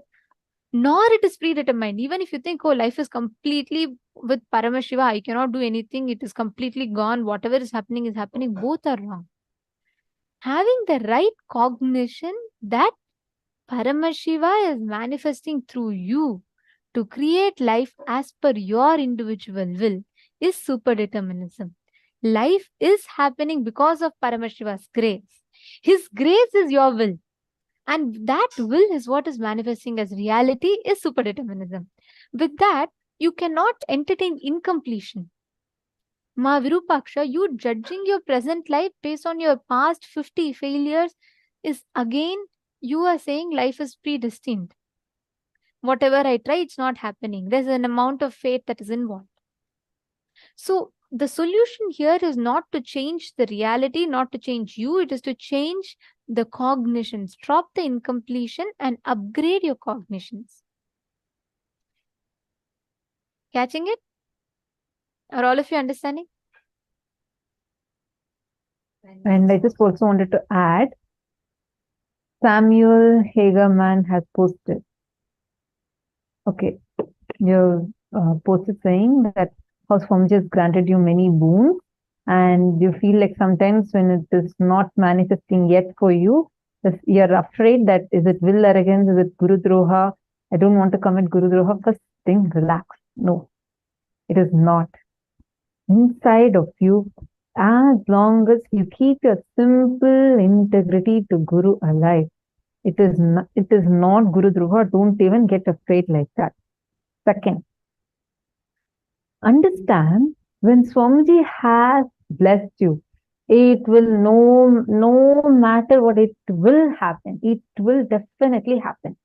When you're saying that how Swamiji has burnt all that negativity inside of you, and after that, if you're having any struggle, you're now going back to doubting that. No, that's exactly what Swamiji explained in the satsang. What did Swamiji say? Don't go back and say, oh God, look, all suffering is there, then how can I be Paramashiva? No. Instead say, I am Paramashiva. When I am Paramashiva, how can Paramashiva suffer? Let me not have any suffering. Carry that as your cognition. Same way, when Swamiji has already blessed you, saying that he has burnt your STHT, any other doubt even raised it, tell it clearly. You have no place in me. My Guru has blessed me. Paramashiva himself has blessed me. This SDHT cannot have a place in me. And I declare that with all my intensity and integrity. Just say that. You don't know just the power of that one thought, that one declaration. Suddenly you will see it will just lose its power over you. Actually, one incident happened. There was this one lady who had severe back problem, and every day she kept coming and receiving healing from Swamiji, and it will get healed. The back pain will completely get healed.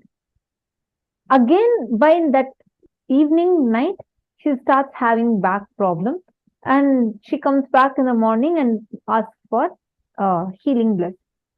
So this kept repeating for almost 3-4 days straight. Then Swamiji just looked in and like into her. Like, so she came and asked, why am I having like this, Swamiji? Swamiji told her, Swamiji asked her, what is that life negative pattern, life negative cognition that she goes on cherishing inside? Swamiji said, every time that Swamiji's blessing, actually the whole her very biomemory listens, and the whole spine is getting aligned back, and the back gets completely healed. But because of some self-destructive thoughts she again newly generates, the disease comes back to her because she's newly creating it. Are you understanding? Here you have an option. You can use Swamiji has blessed me. That's the boon I have. With that, I powerfully declare, this cannot have power over me. It will really drop. That is your power of superdeterminism. Are you understanding? You will see how Swamiji has blessed you. But you also have a freedom to say no. That is why we have any of the incompletions or struggles that we face. Because after Swamiji said that Tathastu, now let you have this. If you have a cognition saying that, oh God, I may not be able to manifest this, I'm not able to manifest that. And if you send a message of no, then Swamiji cannot do anything because you are telling a clear no. The individual free will is respected by the cosmos. So in your free will, individual free will, you need to decide and declare. You understanding? Now comes the next important subject. Once you have that free will, right? Once you decide with superdeterminism, another problem that many of us face in terms of executing something is the lack of motivation. Actually, when Swamiji hates the word motivation because if something from outside motivates you today, that same thing from outside can make you stop being motivated. Motivation is a very temporary feeling that one has. So all the so-called motivational videos, everything, watch it. It'll only give you a temporary feeling to do. After that, again it drops because anything from outside is exhaustible, ephemeral. Only thing eternal is consciousness. So how can you have that eternal so-called motivation? But Swamiji uses a very beautiful word. How can you have that self-driving inspiration in you? Driven by yourself. Swamiji started at the age of 3. Why? Why Swamiji didn't have a life like normal kids would, as we think? From his young age, Swamiji started working. But the moment we say that, right, we all have visualization. Oh, so much of struggle, so much of suffering. With that, you have to do. But Swamiji redefined it completely. The most blissful, joyful. If you see, when you're around Swamiji, right, that's the thing I always love. If you're around Swamiji, you will not even feel like you're working. You will feel like, Swamiji is making some jokes, something was happening. When did all this work happen? We'll have no idea. Because that ego will not be playing in between. Actually, you all should listen to this session. It's a very, very beautiful session. Swamiji talks about self-driving inspiration. Just listen to this. And this is a very important session to prepare us for the darshan today. So let us all listen to this session.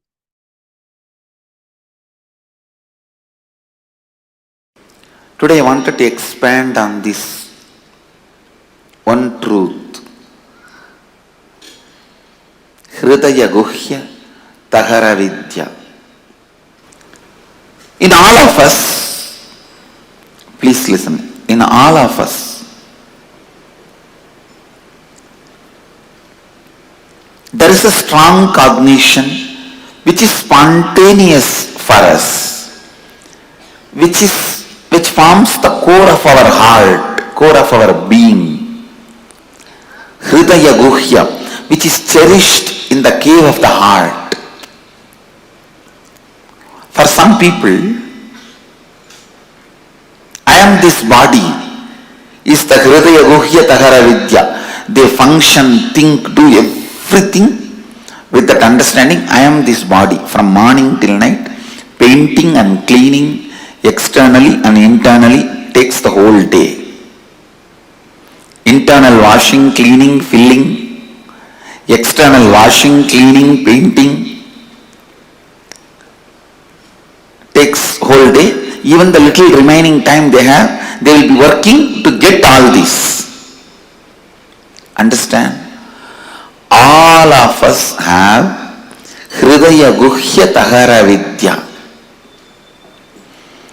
In our heart cave, a natural understanding, a spontaneous flow of knowledge Some people think mind, name and fame, the reward, joy.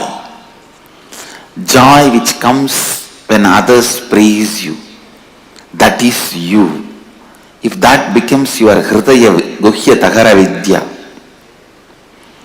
the spontaneous knowledge about life, then whole life you run behind that stupid Nobel Prize.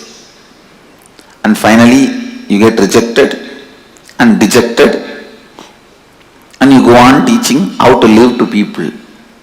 You need to understand what actually your hridaya guhya, in the heart cave, you think as your spontaneous cognition about inner image, outer image, life image and others image. Spontaneously what do you think? Understand? Spontaneously what you understand. Spontaneously what you carry. I wanted every one of you to know, spontaneously what you carry is what you brought from the past birth.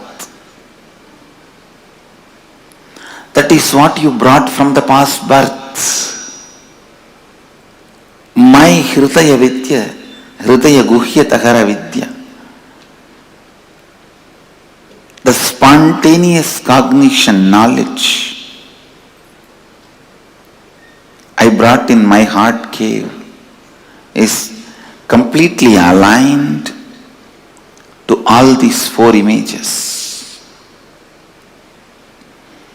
Completely aligned to all these four images. Aligned to all these four images. Listen. Completely aligned to all these four images. I may want to repeat this again and again till you listen. Listen.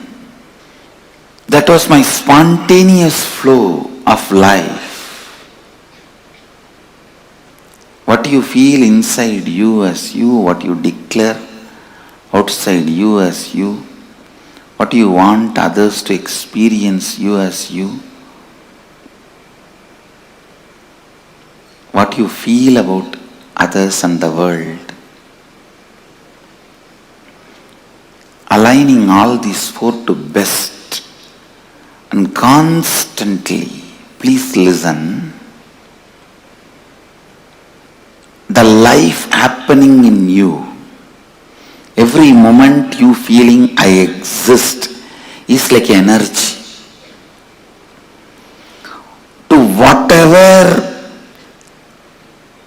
you want, you can infuse that life into it. If you constantly think, I have so much of SDHD, I can never be successful, more and more you associate yourself with that, that becomes alive. Understand? In the beginning you may not be able to change what happens outside, but you will be able to always change what happens inside. So decide, even for a few minutes, you will not empower, energize the concept that you are a failure, you are struggling, you are. Few days before, one of my Swami was telling, I complete and get out, again I fall back, and complete and get out, again I fall back. You want to enjoy this personality. You are enjoying this space. You want to empower this idea of I rise and fall, because you must be enjoying the effort, hard effort you are putting. Understand? Hard work is nothing but ignorance. You don't have intelligence to do the smart work. You are stupid enough not to do the smart work. What you do is called hard work. And if you enjoy hard work, nobody is going to say no, but you are stupid.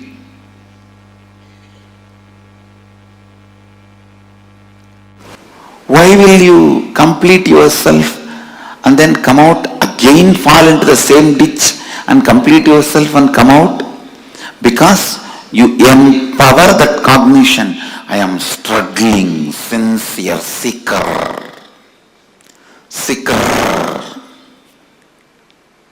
Because you set a standard to yourself. Long ago, at least I will be a good seeker. Whether I achieve it or not, who knows? I don't think I can achieve. That and all is not possible for me. But I'll be a good seeker.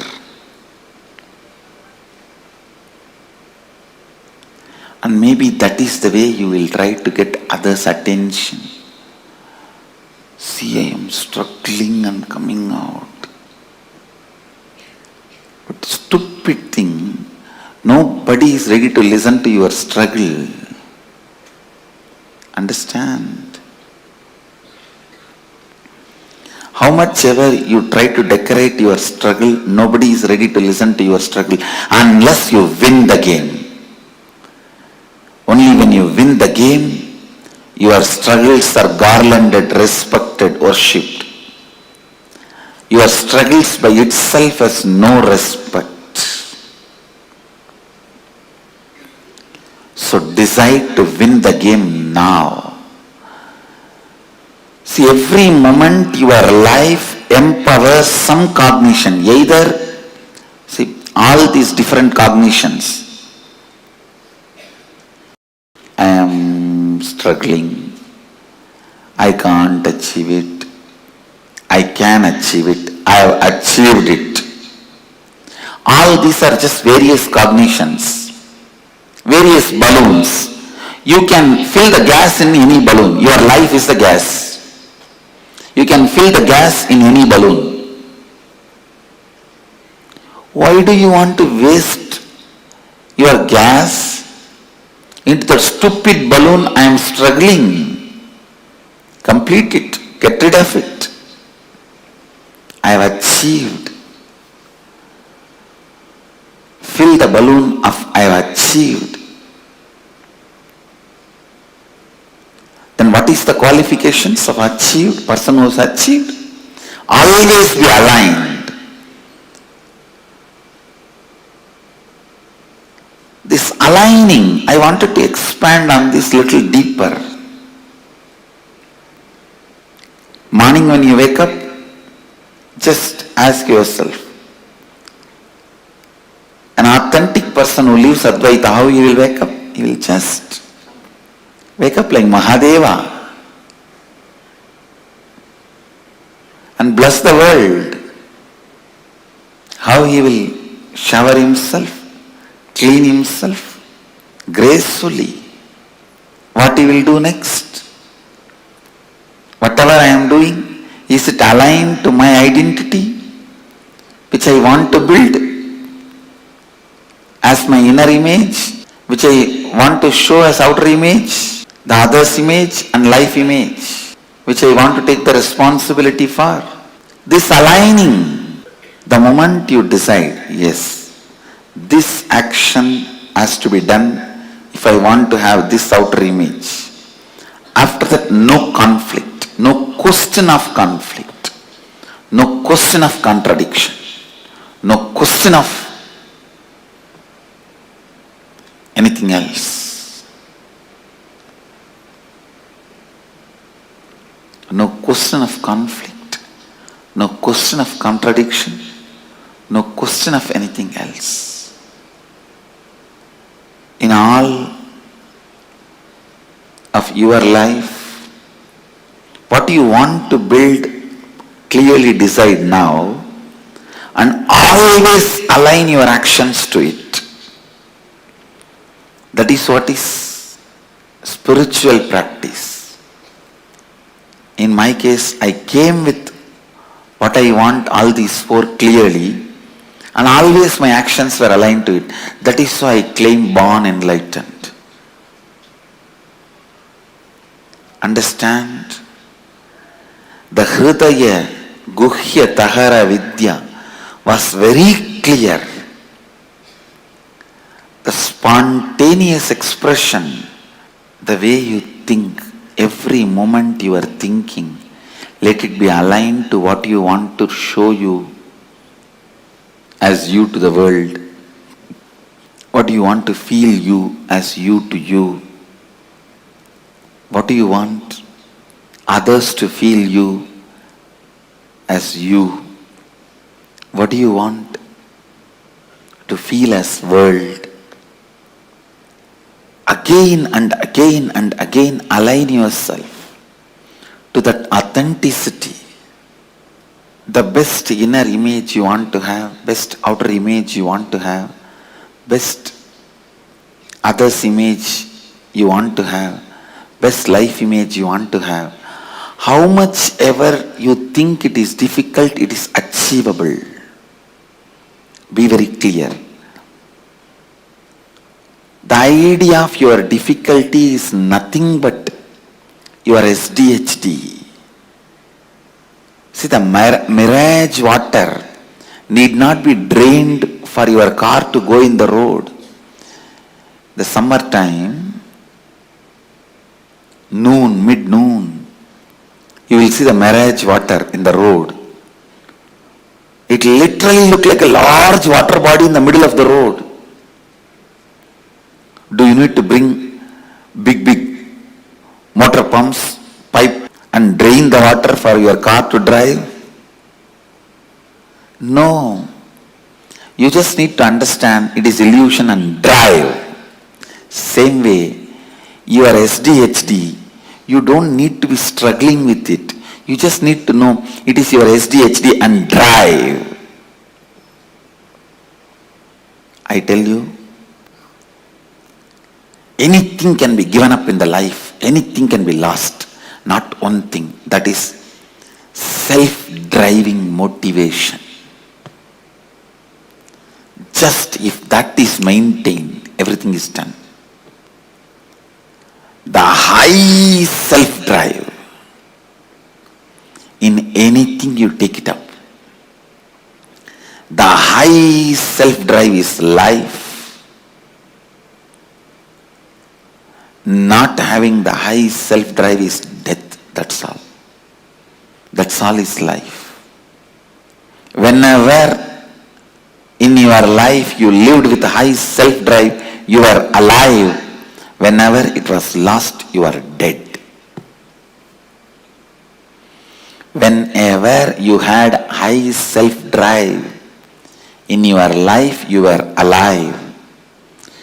Don't remember the moments of money as important moments in your life. Don't remember moments you have been rewarded, awarded as the important moments of your life. Don't keep those stupid photographs of your graduation, your lottery winning in your house as your important moments of the life. No. When that stupid cap was put and that certificate was given in your hand, you become intelligent.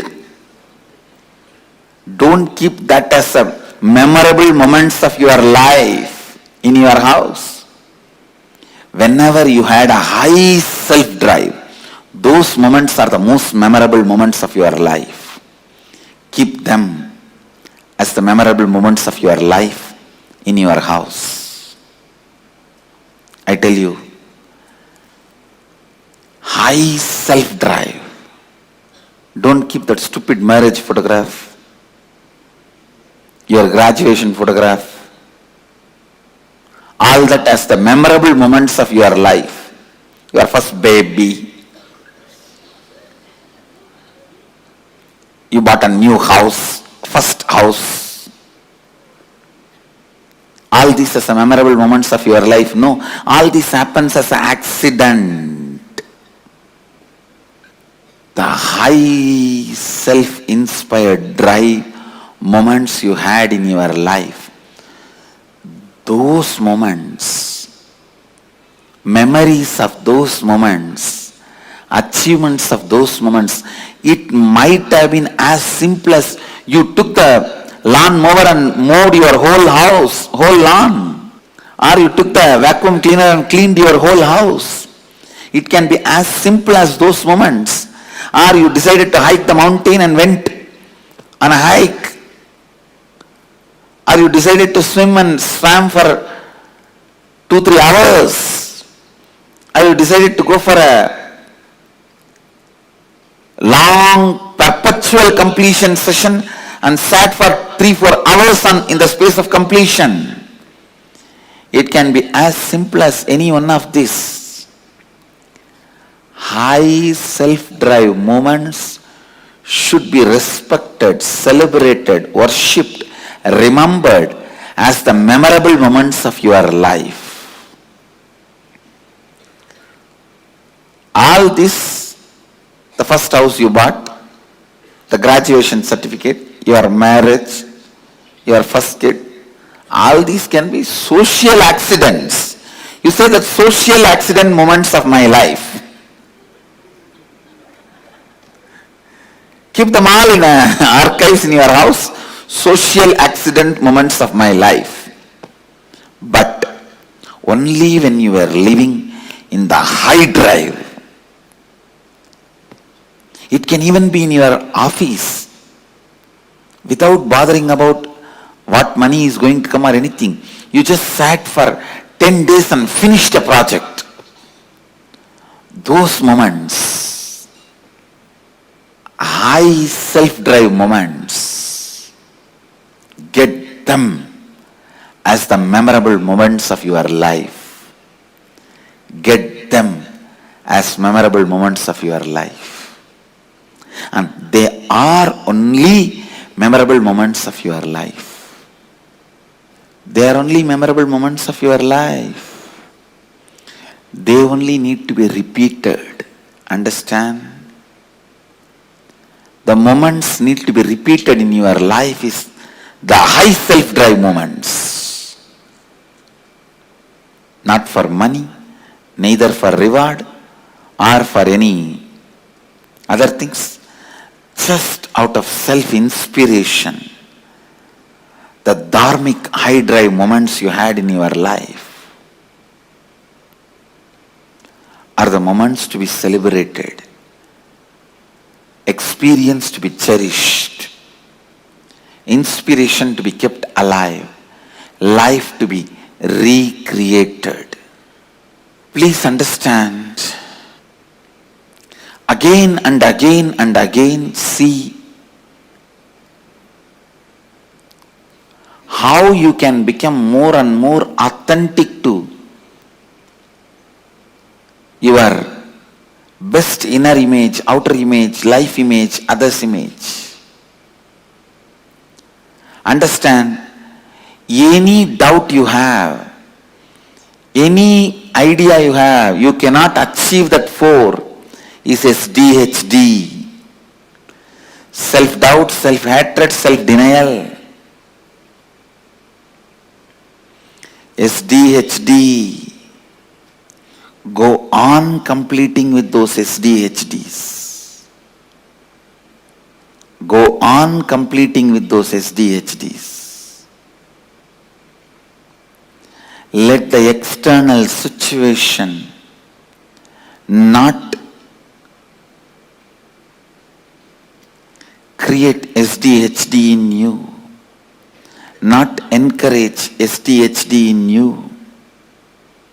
Understand, the external situations should not be creating an SDHD in you. Constantly complete the SDHD and constantly align yourself to the declared identities, to the best identity. That is what I call Advaitic activism. Advaitic activism. This is what exactly I call Advaitic activism. Advaitic activism is my life. Advaitic activism is my message. I expect Advaitic activism to be your life. And Advaitic activism is our collective life. Understand, you need self-drive to complete SDHDs. No one can complete SDHDs for you. No one can complete. That is the only thing even Guru cannot do for you. Everything else Guru can do, and only Guru can do. But completing with SDHD, even Guru cannot do, only you can do it to yourself. That is the freedom you have to live or leave SDHD.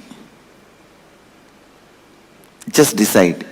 Living with SDHD feels good or leaving the SDHD feels good. Living with SDHD feels good or leaving the SDHD feels good. Understand? Living with SDHD feels good or leaving the SDHD feels good. Completing with SDHD, only you can do it to yourself. Again and again and again, demanding authenticity from yourself.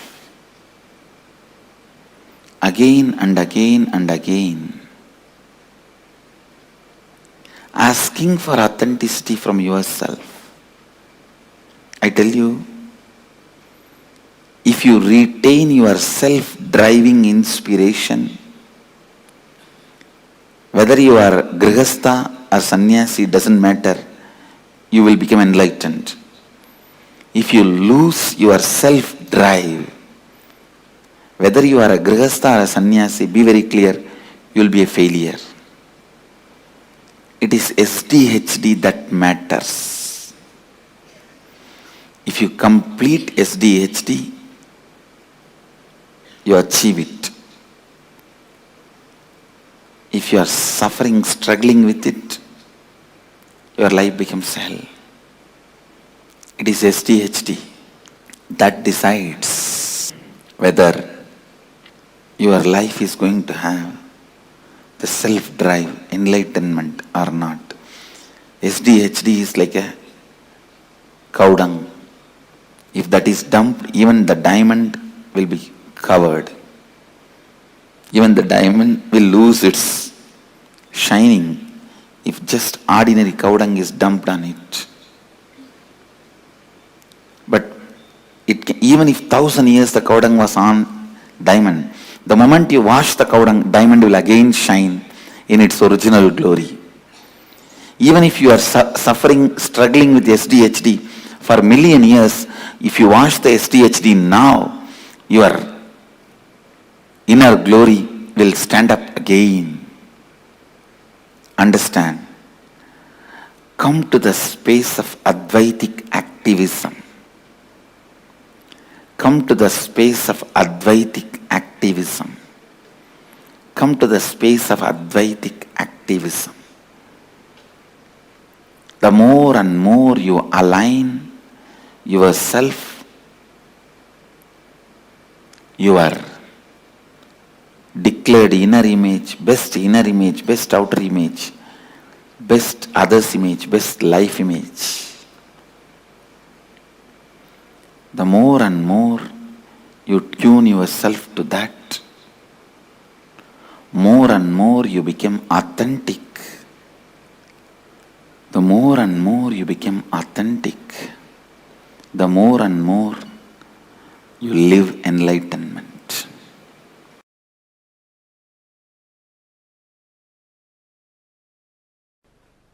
Please understand, self-drive is the source of the knowledge a human being has. Means that is Saraswati. Knowledge is not number of books you read. Knowledge is not number of concepts you know. The amount of self-drive you have.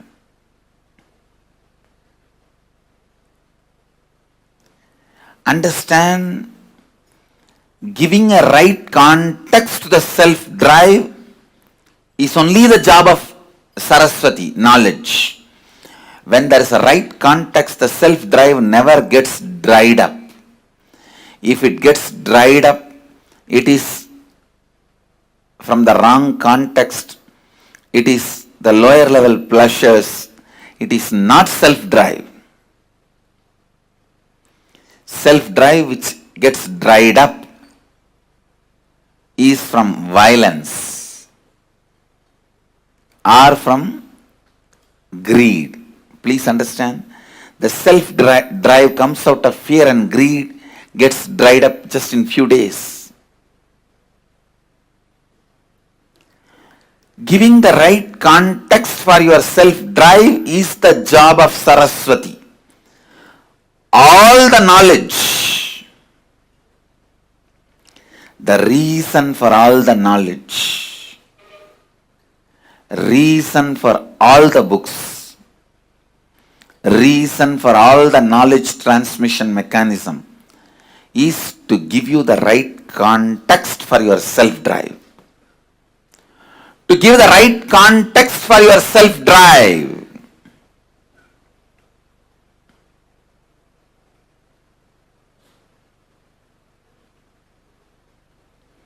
Giving the right context for your self-drive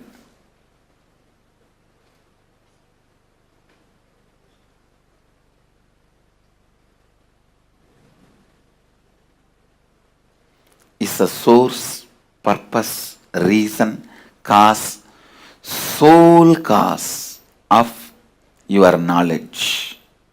And I tell you, your self-drive is the greatest wealth you can have, which will never be lost, which will come with you for births after births after births. Self-drive is the one and only wealth you can carry from one birth to another birth. Please understand.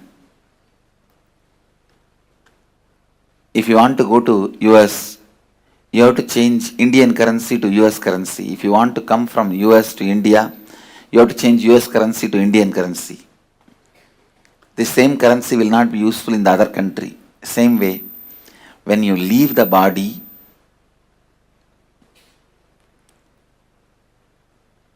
whatever you accumulated in this birth,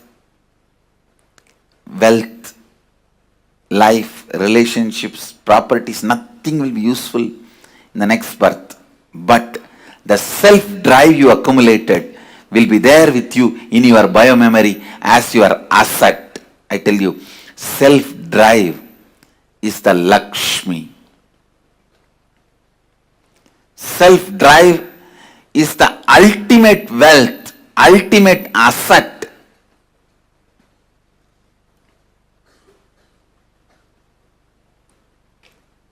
Anyone can accumulate, anyone can acquire. Not having self-drive is nothing but deep hatred towards you or towards others, life. I tell you, whoever does not have self-drive has a deep negative pattern about life and others. They are constantly abusing life and others, criticizing life and others, deep incompletion with others and life. I wanted to remind all of you, all tiredness, all boredom is nothing but self-conflicts and self-contradictions. Self-conflicts and self-contradictions. Self-conflicts and self-contradictions. People with self-drive are rewarded by Kala Bhairava with life. People who don't have that are slammed by life, Kala. Understand, self-drive is life. From the right context, self-drive from the right context self-drive from the right space.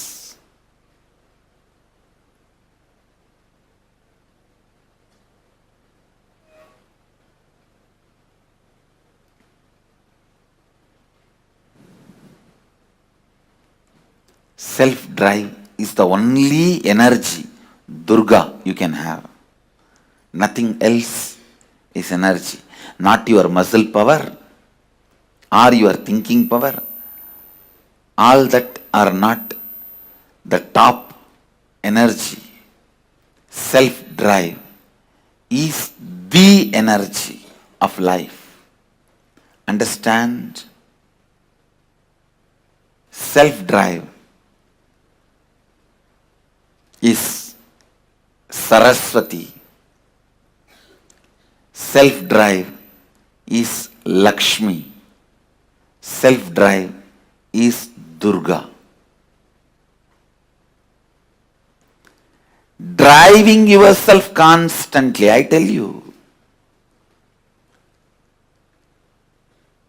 Anything stops your self-drive from the right context is incompletion. Immediately complete with it and get rid of it.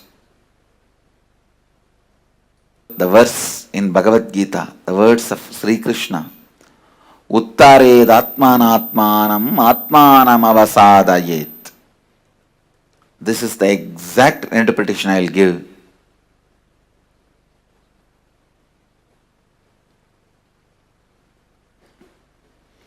Raising your self-drive by yourself by setting the right context.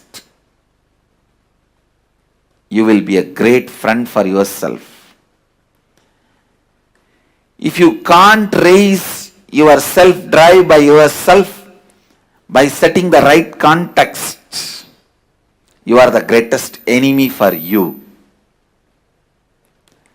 It is the self-drive that makes you king or beggar.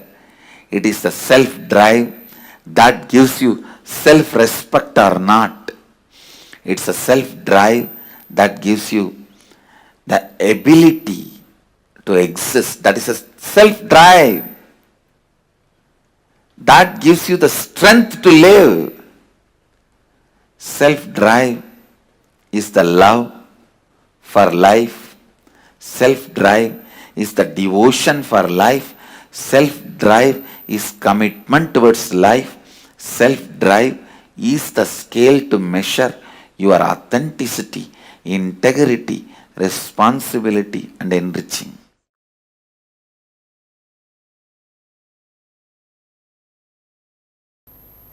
I tell you,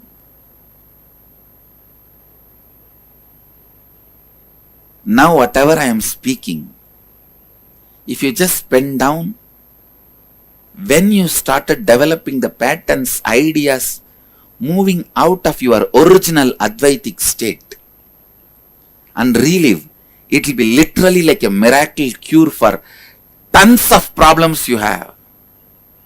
Even not having self-drive is a problem.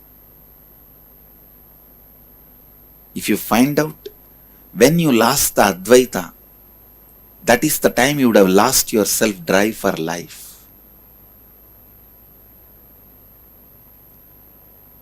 Just do this simple process. First, pen down the ideas, patterns, concepts which makes you feel you are away from your non-dual state.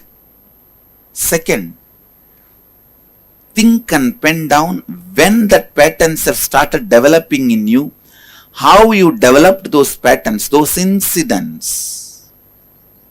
Third, relive all those incidents. Fourth, relive and complete them. Fifth, start living Advaita, non-dual state of consciousness. That's all.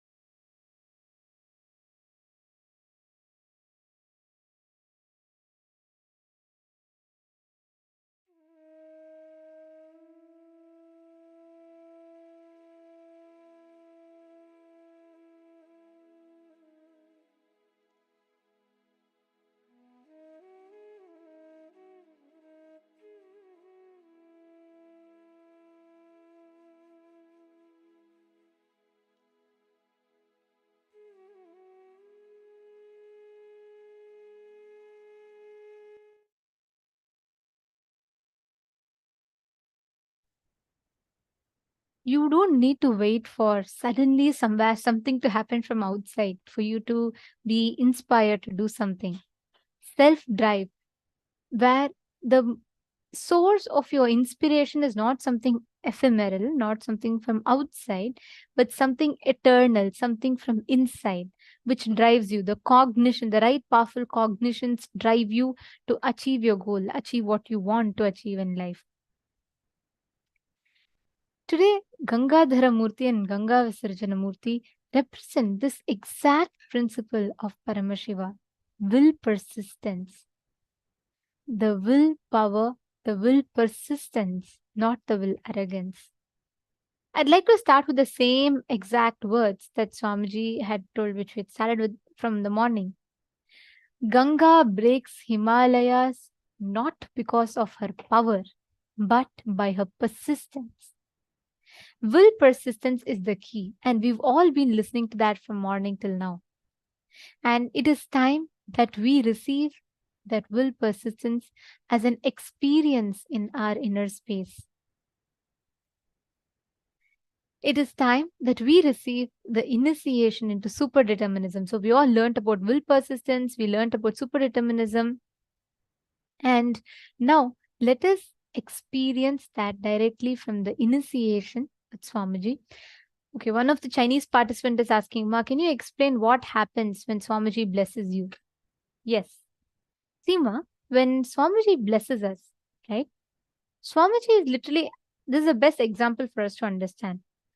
So let's say if I am in the ground floor of a building, okay, I can see 3 meters, something, just a few steps away in front of me, I can have a little bit of a view. If I go to the 3rd floor, I can have a little bit more extended view. And if I go to the 10th floor of the building, then I'll have a lot more vision, correct? Now, all of us are currently standing on the ground floor. It's like you're standing on the bottom ground floor and you're in the road. And Swamiji, who's on the 10th floor, can see that a truck is approaching. The truck is driving in an uncontrollable speed and it may approach you anytime. But we who live in the ground floor, most of the times we are in delusion. We think, oh, okay, if let's say Swamiji tells, okay, step out. We are in our delusion, we think, oh, nothing is there. I'm fine. I'm even see last 5 minutes I've been here. I don't see even a trace of any truck. I don't hear anything. But the truck is approaching you. It's not in your purview yet, but it is coming. And all our decisions we make in life are with this limited purview that we have, which is what we call as delusion. And Swamiji, who's on the 10th floor, can have a whole view. He's literally on the sky. He means he can have the full view. So Swamiji knows what is going to happen. Swamiji knows if you head in this path, what will happen. If you move out, what will happen. What should you do, what you should not. Now, when you get a blessing from Swamiji, Swamiji already sees it happen. Swamiji blesses and makes it happen for you. Like, for example, let's say you ask a boon to Swamiji, Swamiji, I want to be safe. Then Swamiji will bless and tell, okay, now you move to your left. Then there'll be correct time, the truck will pass you, you will not be hurt. Every blessing that Swamiji gives is Swamiji creating the reality that we want. By not, Swamiji tells, what I tell is not a prediction. I see the reality and I tell. When Swamiji blesses you for something, it's not a prediction. When Swamiji says, Ma, you will manifest wealth, Swamiji is not predicting the future. Swamiji is declaring the future that is going to happen to you. Are you catching it? I'm sorry, I'm not getting your name. It's in Chinese text. But are you understanding? Why is this answering your question?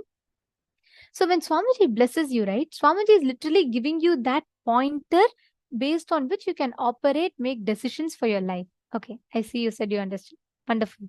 So that is what is blessing. So every time you ask a boon to Swamiji and Swamiji is saying Tathastu, Swamiji has already made it happen for you. He's seen it happen and Swamiji is giving you that blessings, that guidance for you to take steps to make it happen. Yes. And I just wanted to add to that. We understand whenever Swamiji blesses you, today Swamiji is explaining in the satsang, Swamiji explained about the Hridaya Guhya. And the most innermost core of you, that's something that you cherish the most. It's like you have the air, whichever balloon you want to blow into, the balloon will take that shape. Means you have that feeling, I exist. Wherever you infuse that into whichever balloon, that shape is going to come. Like you infuse that into your life, and let's say you want to have a blissful relationship, then it will manifest. Awakening that Hridaya Guhya of you, giving you the power, giving you the right knowledge, the right decisions that you can make, and empowering you with the power to harness that super determinism in you to impact, decide, and transform your very reality. That is the power of Swamiji's initiation.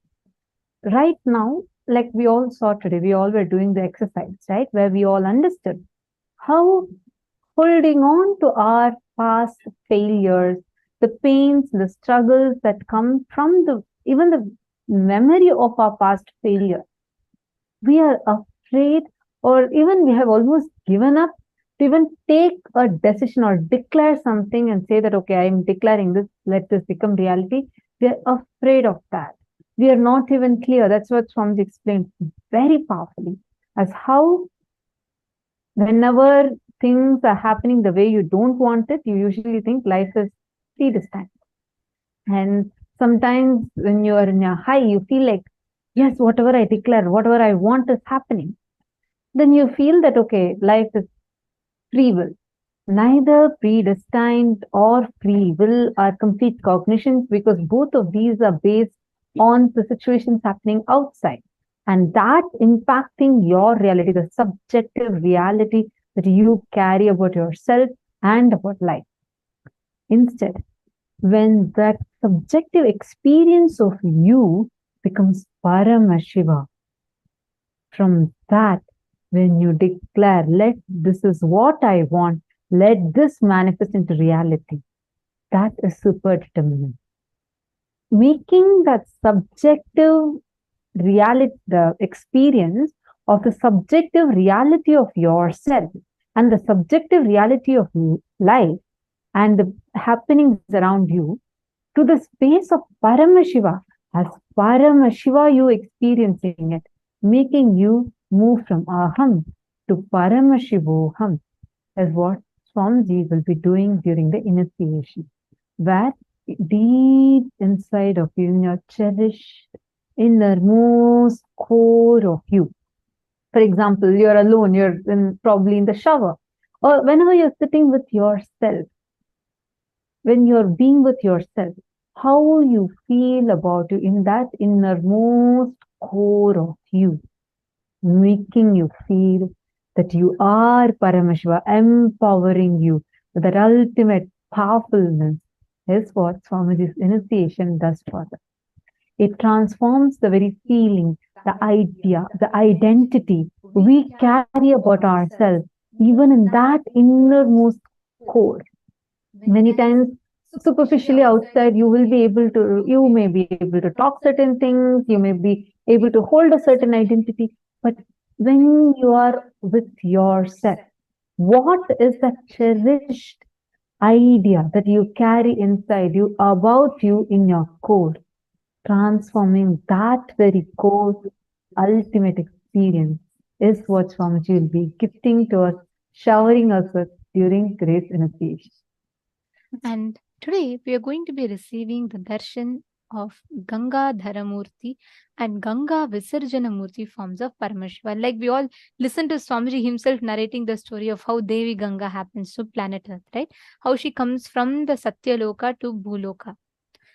The form of Paramashiva which gets Ganga into his head into his jatas, is Ganga Dharamurti. The form of Paramashiva through which he releases the Ganga to planet Earth is Ganga Visarjana Murti. These two are the forms of Paramashiva that we are going to be having the darshan of today. We will now be chanting the Dhyana Shloka of this form of Paramashiva. So, Dhyana Shlokas are the sacred chants that describe that particular attribute of Sadashiva. Like however Paramashiva assumes, like each form of Paramashiva, it describes in elaborate detail, and each of these mantras are taken from the Vedas and Agamas, which describe those respective forms of Paramashiva. So we will now be chanting the Dhyana Shloka of Ganga Dharamurti and Ganga Visarjanamurti form of Paramashiva.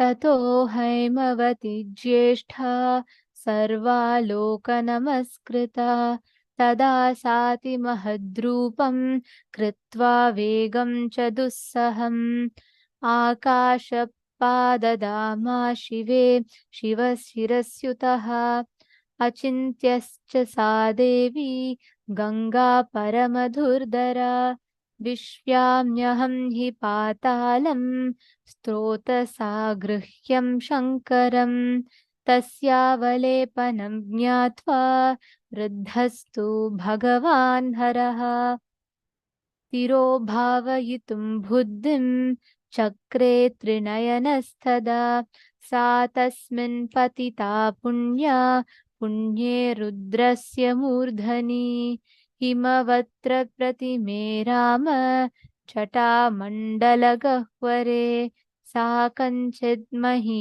गन्तुं नाशक्नोद्यनमास्थिता नैव सा निर्गमं लेभे जटामण्डलमन्थतः तत्रैवाभं भ्रमद्देवी संवत्सरगणान् बहून् तामपश्यन् पुनस्तत्र तपः परमास्थितः स तेन तोषतिश्चासि दत्यन्तं रघुनन्दन विससर्जं ततो गंगा हरो बिन्दुसरः प्रति तस्या विसृज्यमानायां सप्तस्तोत्रं सिजञ्जिरे ह्लादिनी पावनी चैव नलिनी च तथैव च तिस्रः प्राचीं दिशं जग्मुर्गङ्गा शिवजला शुभाः सुचक्षुश्चैव सीता च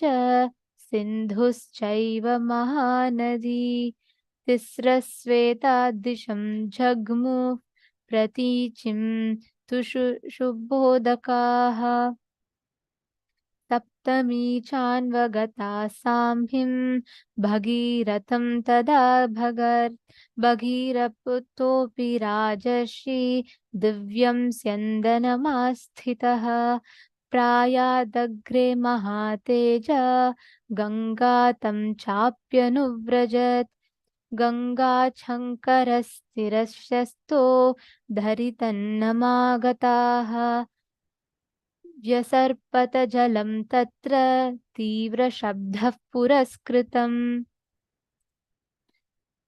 The meaning of this verse goes as below.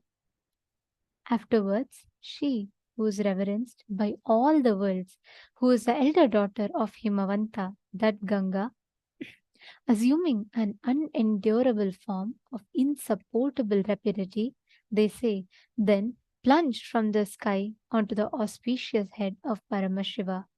She, whose extremely unendurable river, that goddess Ganga, even speculated to herself, saying, let me enter into the netherworld, indeed whisking Paramashiva with my streams.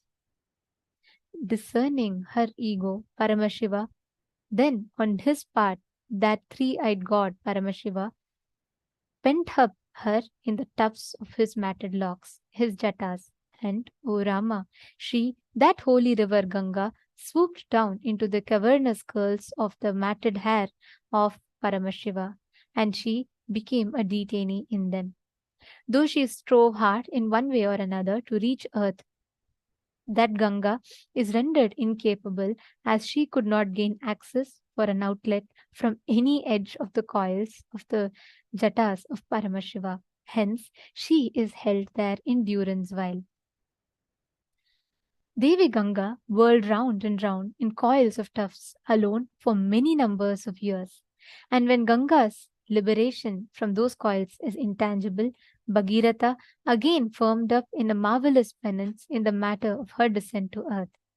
O Rama, the legatee of Raghu, with the aces of Bhagirath, Paramashiva is very much pleased, and thereupon he has released Ganga, aiming at the Bindu lake in Himalayas. While Paramashiva releases Ganga into Bindu lake, 7 streams have emerged out of it.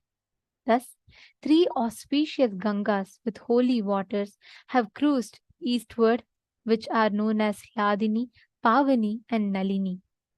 Also, thus Suchakshu, Sita, and the excellent river Sindhu are the other 3 rivers which streamed to the westward direction with their holy waters. Of them, the 7th, Ganga, flowed towards the path of Bhagiratha's chariot, and that great resplendent and kingly sage Bhagiratha, sitting in a divine chariot, moved ahead, and even Ganga followed him. Thus, Ganga came from heaven onto Shankara's head, and from there onto the earth. And there, on earth, waters advanced with a tumultuous sound, advancing them. Thus is the happening of Ganga, the very form of Paramashiva, through which he receives Ganga on his head and releases Ganga for humanity.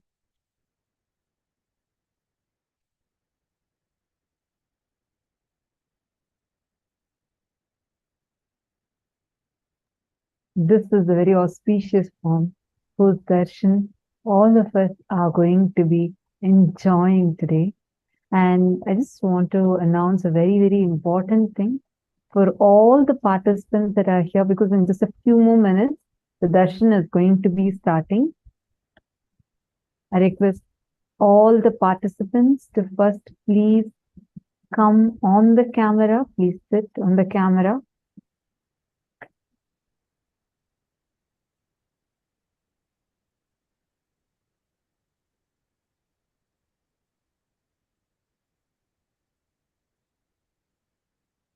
Understand, during the darshan, Swamiji himself will be personally blessing all of our messages.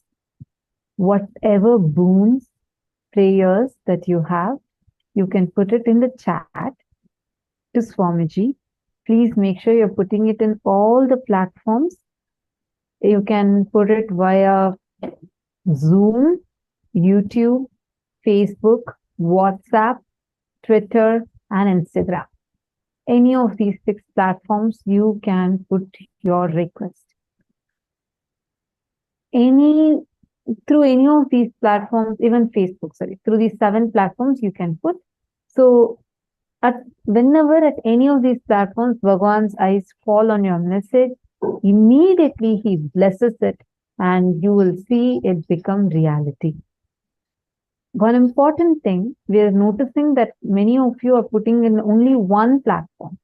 We humbly request all of you to put it on all these platforms so that you don't miss out on receiving the blessing, because Bhagavan's eyes can fall on any of the platforms at any time. And Swamiji also looks at each screen individually, blessing every single one of the participants sitting on the Zoom rooms. So that is why it's very important for your prayer to not get missed. Swamiji has opened up all these platforms, so all of you can post your prayers and requests for blessings, wounds on all these platforms. And the next most important thing, we are noticing that some participants are posting the same message multiple times, especially on the Zoom. We request all of you to post one message only once. Do not type the same message. For example, if you are asking Swamiji, please make me SJP Karta. Just give me an example. Please bless me to become a Sarvanya Pita Karta. You are asking this as a boon.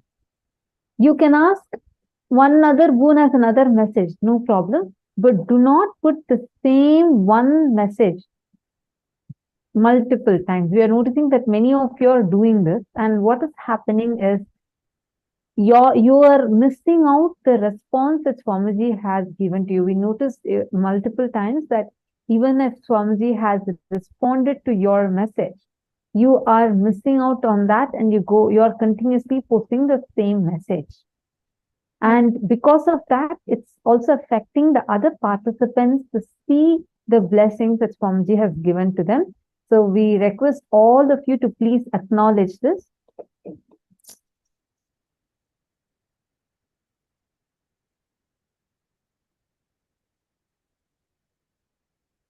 And also, along with that, all the participants that are sitting in the darshan, every time you are posting a message, please be assured that every message is being seen directly by Swamiji and we will be receiving the boons and blessings. So each time you post a message, you would not have to repost it again and again. So let's all be sensitive to that fact, and please make sure that each of you are seeing to it that you're only posting it once. And pertaining to social media, you can post all your questions, messages in all of the social media platforms, right? You can post it in all of the social media platforms. That should not be a problem. But make sure that you're not posting it more than once in one chat. You'll only be posting it once. You can post any number of boons that you want. You can ask for health, wealth, relationships, any number of boons that you want. But make sure that you're posting it only once. We request all the participants to please take a moment and acknowledge. If you have understood this, please acknowledge it in the chat. We're also going to walk you through what all are the platforms that are available.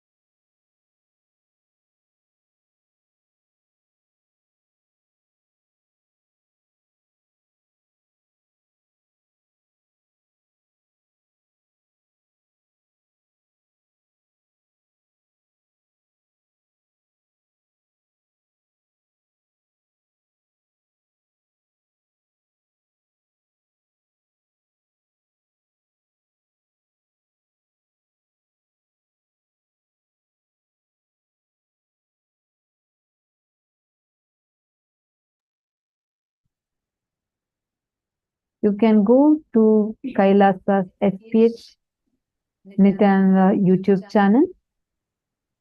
It's youtube.com/@Nithyananda TV. Please take a moment and kindly go to this YouTube channel.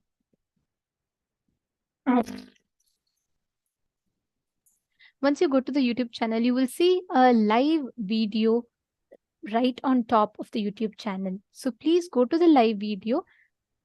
Don't forget to like and subscribe to the YouTube channel and hit the bell icon and go to the live channel, and you can leave your prayers, boons, requests, everything as a comment in the live videos comment section. So you can comment it there and you will be receiving the blessings even there as well.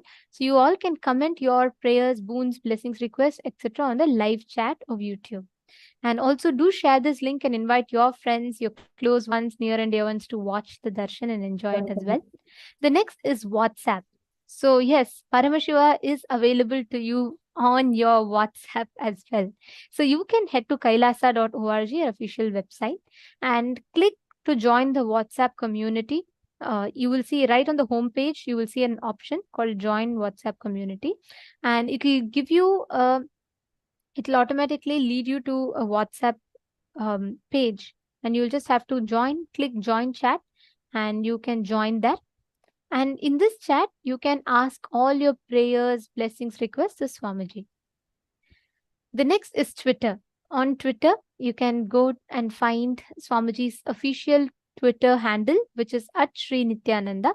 And you can go to that Twitter handle and you can post your questions there. So once you go to Twitter, don't forget to follow Swamiji on Twitter, and you can see the top pinned tweet, and make sure you go to the pinned tweet and use the hashtag #AskTheAvatar in that pinned tweet, and you can post a reply to that tweet with hashtag #AskTheAvatar, and you can post your prayers on Twitter.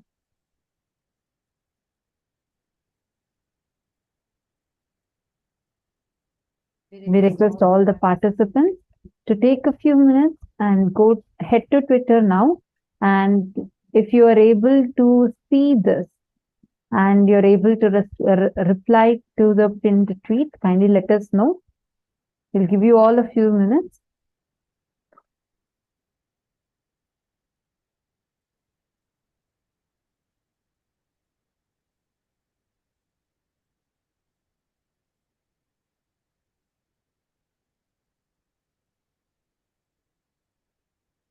If you have any doubt in this, kindly let us know. Okay. Now, the next platform we're going to be seeing is on Instagram. Kindly head to the Instagram profile, instagram.com/Sri Nithyananda. And this is Swamiji's official Instagram handle. The name would be KAILASA SPH Nithyananda, and the username would be Sri Nithyananda. This is the username. And once you go here, click on the profile picture. You'll actually see a notification saying live. Click on that live button. And in the comment section, you can post your prayers. So these are the platforms through which you can connect to the avatar and ask the avatar your questions, prayers. And the last one is Facebook. Please go to facebook.com/Paramātma Nithyananda. The name of the Facebook page is KAILASA SPHJGM Nithyananda Paramashivam Facebook page. Make sure to hit the follow button if you have not yet started following the page, and go to the topmost live video that you see. It will be shown. This live icon would be there for you. And under this live video, click the comment section and type your prayers, boons that you want to ask Swamiji. And also don't forget to put a like to the video, as well as share this video on your timeline and share it with some of your friends as well, so they can also enjoy the darshan like how you're enjoying. Hope this helps all of you to identify all the platforms so that all of you can ask your prayers in all of these platforms, so your messages do not get missed. And again, I just want to repeat once more to all the participants that are here sitting with us. I request all of you to please acknowledge that you will ask your prayers and boons only once in the chat, meaning you can ask multiple prayers, multiple boons, different messages. You can put how many ever you want, but please do not repeat the same message multiple times, as this affects you because you missed out on seeing the response Swamiji gives to your message, as well as the other participants who are also not able to see the response they got from Swamiji. So I request all of you to please acknowledge this. Many of you have already acknowledged. I request all others also, other participants. I see many more joining right now. Can I request all of you to please acknowledge? You all can post in the chat saying yes, you acknowledge. So we're sure that all of you understood. And another most important thing is each of us here are very, since like so many of you are from China, Australia, different parts of the world, many places where it's nighttime, many places where it's your early morning, midnight, or afternoon. And each of you log in from different time zones to have the darshan, to sit with Swamiji. Now, one important thing is during darshan, understand your place literally becomes a temple. When Swamiji says, Gangadhara Murti is manifesting literally from Kailasa. Swamiji is bringing down that energy, his dimension of Gangadhara Murti, and Swamiji is manifesting it for us. So every one of you that are sitting here, understand the darshan space is extremely sacred. So do not move around, do not stretch your legs, do not look away from the camera. This moment is where you are coming face to face with the divine. It's a very sacred, powerful process. So make sure we are maintaining the sanctity, the sacredness of the darshan. Please do not stretch your leg, do not lie down, do not put your camera facing the ceiling. If any of this happens, our digital security will be moving you all to the waiting room. But apart from that, take every step to make sure that you are maintaining that sanctity of the space, sanctity of the darshan. When when Swamiji is blessing you as Gangadhara Murti and Ganga Visarjana Murti, he is literally giving you that energy to manifest your reality. He is creating the reality for you. Every word of Swamiji is an initiation. And in this sacred space, every one of us need to make sure that we are maintaining the sanctity, and each of us are receiving the best experience from the darshan. So I request every one of you to please sit straight and settle down in front of the cameras. We're all going to be entering into the darshan. Please sit straight. Sit with your head, neck, and spine in a straight line. Now, enter a deep meditative state. Start chanting the Mahavakya. Om Nithyananda Paramashivoham. Intensely chant the Mahavakya. Prepare your inner space to receive the darshan.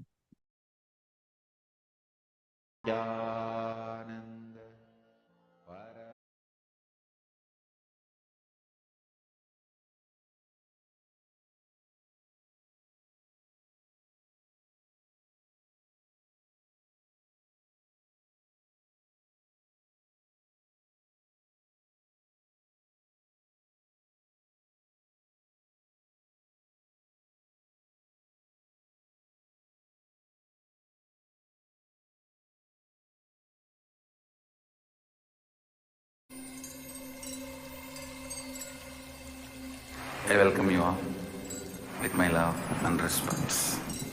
Let you all open all your three eyes. Om Nithyananda Paramashivoham.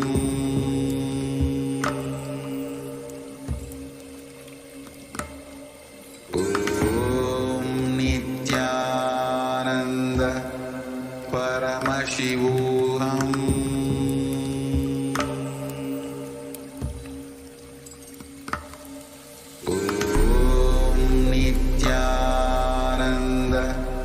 Paramashivoham.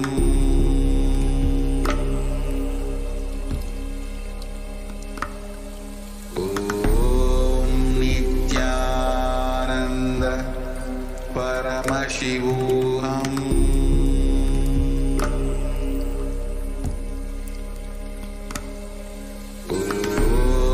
Nithyananda Paramashivoham. Paramashivoham.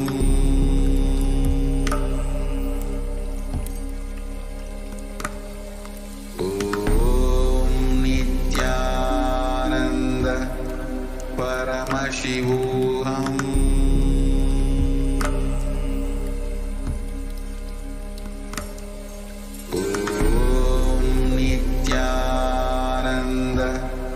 Paramashivoham.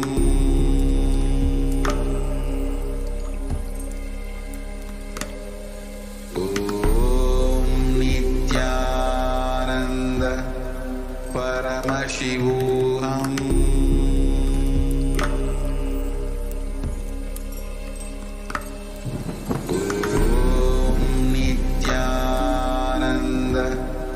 Paramashivoham.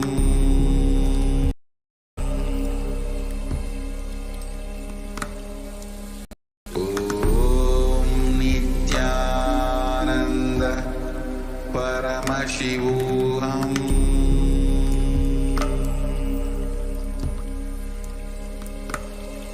Om Nithyananda Paramashivoham.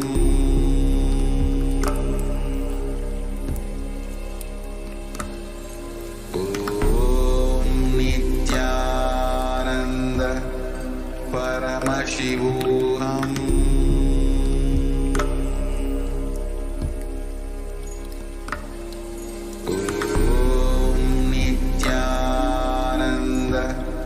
Paramashivoham.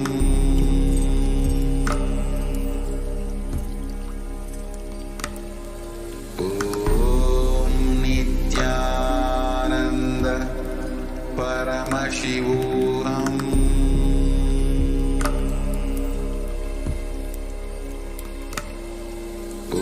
Om Nithyananda Paramashivoham.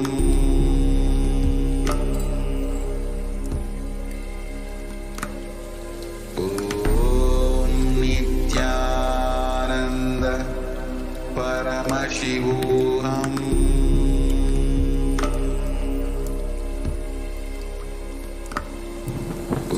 Om Nithyananda Paramashivoham.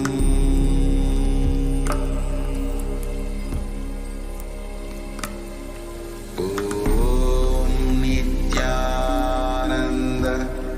Paramashivoham. Paramashivoham.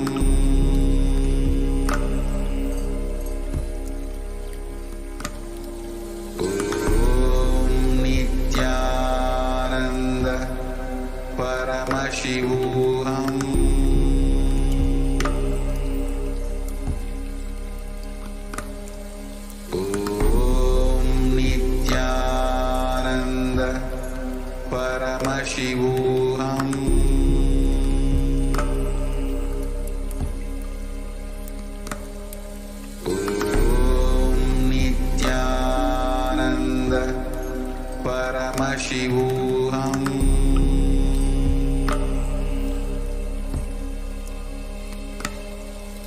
Om Nithyananda Paramashivoham. Paramashivoham.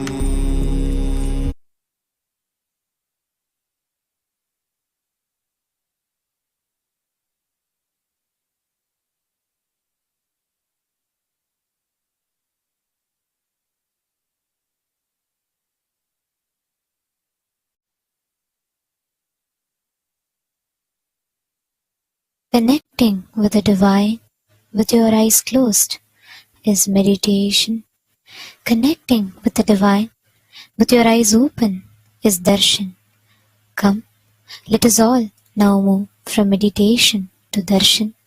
Slowly, very slowly, please open your eyes.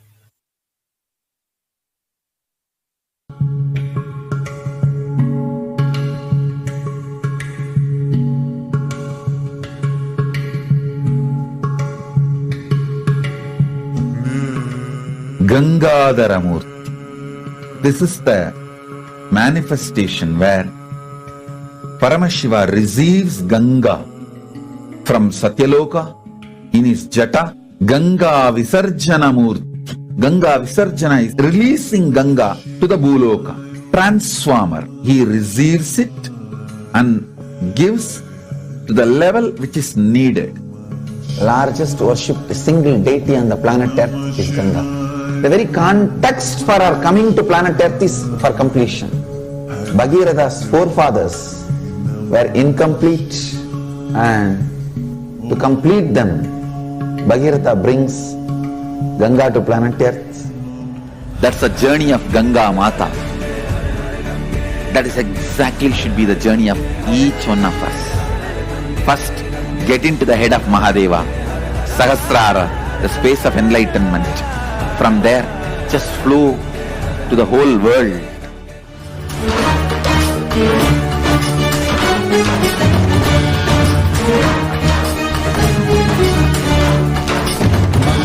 From the Ganga முடிக்கொண்டு நர்த்தனம் புரியும் ஈசனே, சுடலை பொடி பூசி முடுக்கை தன ஏந்தும் காலனே புலிதோலனே, மீன் விழியால் உள்ள முறைகின்ற மதுரை மாநகரின் ராசனே, இன்னல்களை கலைந்து இன்பங்களை அளிக்கும் சுந்தர வடமணி நேசனே, ஞாயிறு திங்கள் நித்த முறைகின்ற செவ்விழி கொண்ட செல்வனே, சொற்கனே எந்த சோமனே, ஐயா சோதி வடிவான ரூபனே, அடிமுடி காணா அண்ணாமலையே அகிலமும் போற்றிடும் ஐயனே, நாலாவரணனே நால்வர் போற்றிட நயமுடனாடிடும் நாதனே, ஆழகாலம் உண்டு ஆழம் காடுதனில் ஆனந்த நடமிடும் ஆதி செய்வனே, மங்கையிடம் கொண்டு கங்கை முடி கொண்டு நர்த்தனம் புரியும் ஈசனே, சுடலை மொழி பூசி உடுகை தனையேந்தும் காலனே புலிதோலனே, மீனின் விழிகால் உள்ள முறைகின்ற மதுரை மாநகரின் ராசனே, இன்னல்களை கலைந்து இன்பங்களை அளிக்கும் சுந்தர வடமணி நேசனே.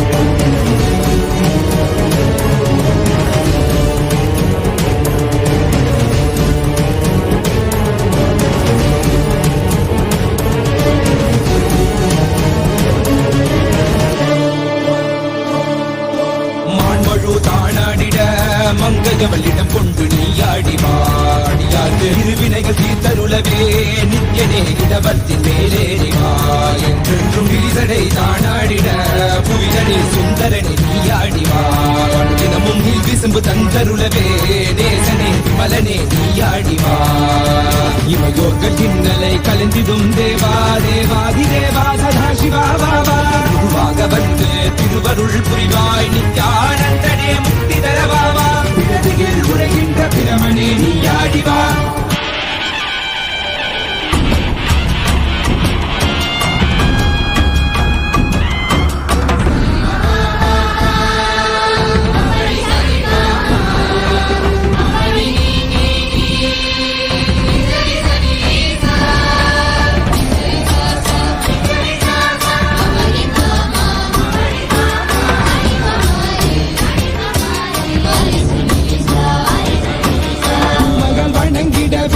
காஞ்சியில் மண்ணாய் உரைபவனே அப்பாய் காட்சி தரும் எங்கள் ஆணை காவலசே ஆதியந்தமிலாத ஜோதியாய் அருணகிரி உரைநாதனே உலகை இயக்கிடும் வாயு வடிவே காலகத்தி ஈசனே சொல்லுதிடத்தில்லை நகர்தனி வானில் ஆடும் கூத்தனே பஞ்சபூதமும் நித்தம் பணியும் பரமனே பரமேசனே நித்ய ரசித நித்ய வைபவ குப்த கைலை வாசனே ஈசனே சர்வேசனே பரமேசனே ஜெகதீசனே நித்யனே ஆனந்தனே என் ஜீவனே குரு சேவனே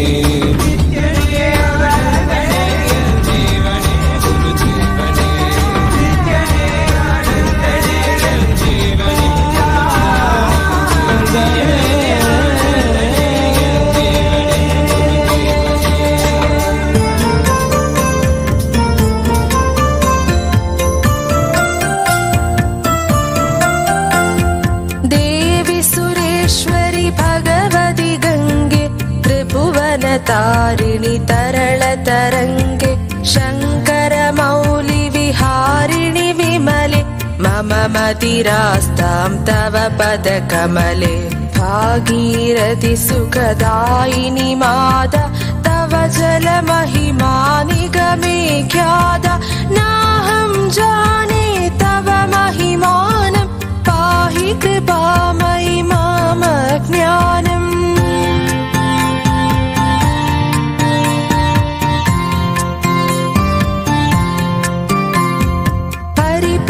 पाद्यतरङ्गिणि गङ्गे हिमविदुमुक्ता धवलतरङ्गे दूरीकुरु मम दुष्कृति भारं कुरु कृपया भवसागरपारं तव जलममलं येन निपीतं परमपदं खलु तेन गृहीतं मातर्गङ्गे त्वय्यो भक्त किलदं द्रष्टं नयम परमः शक्तः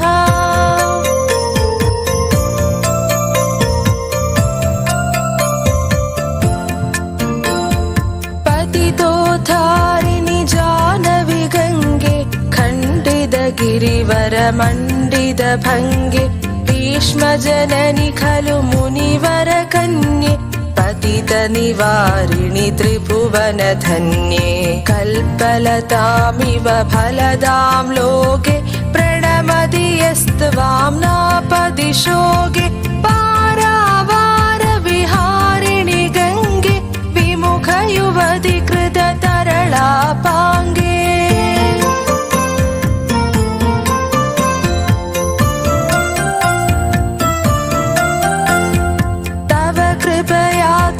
स्रोतः स्नाता पुनरपि जतरे सोऽपि न जाता नरकनिवारिणि जानवि गङ्गे कलुषविनाशिनि महिमोत्तुङ्गे पुनरसदङ्गे पुण्यतरङ्गे जय जय जानवि करुणापाङ्गे इन्द्रमुकुटमणिराजितचरणे सुखदे शुभदे प्रत्यशरण्ये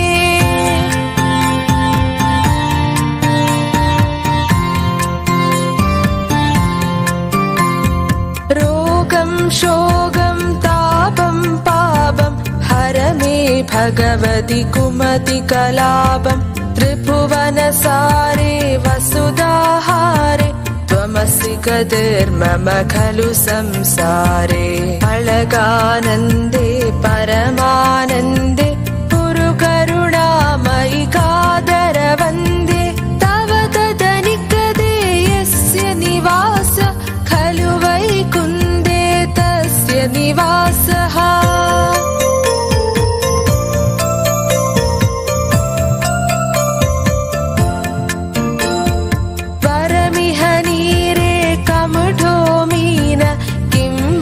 तीरे सरः दक्षिण अथवा श्वपचो मलिनदिनास्तव नाही दूरे निपति कुलीन भो भुवनेश्वरि पुण्यधन्ये देवि द्रवमयी मुनिवरकन्ये गङ्गास्तवमिममलं नित्यं पठति नरो यः स जयति सत्यम्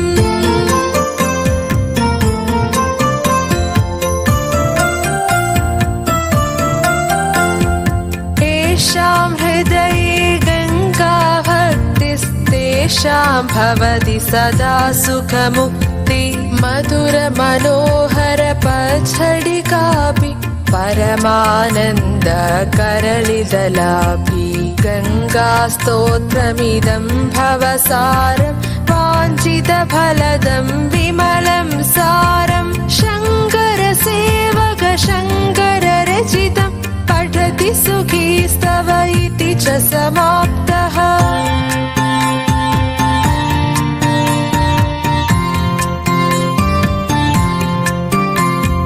जय जय गङ्गे जय हर गङ्गे जय जय गङ्गे जय हर गङ्गे जय जय गङ्गे जय हर गङ्गे जय जय गङ्गे जय हर गङ्गे जय जय गङ्गे जय हर गङ्गे जय जय गङ्गे जय हर गङ्गे जय जय गङ्गे जय हर गङ्गे जय जय गङ्गे जय हर गङ्गे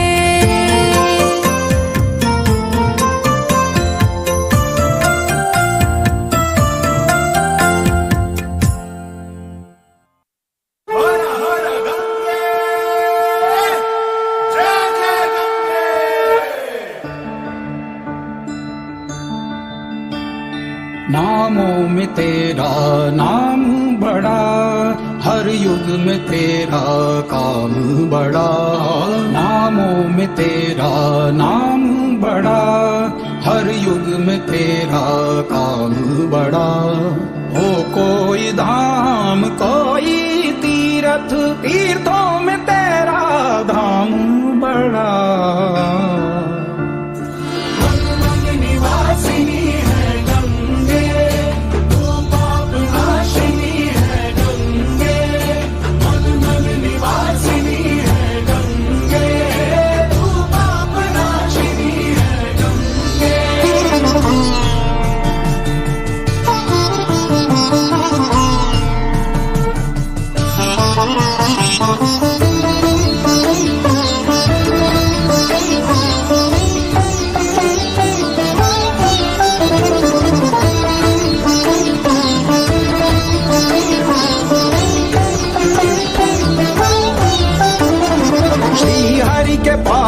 सुख से जन्म तेरा। गंगा जय जय गंगा, ब्रह्मा का मंडल भवन है तेरा। गंगा गंगा जय जय गंगा, शिव की जटा पे उतारी गई। गंगा गंगा जय जय गंगा, भागीरथी तू पुकारी गई।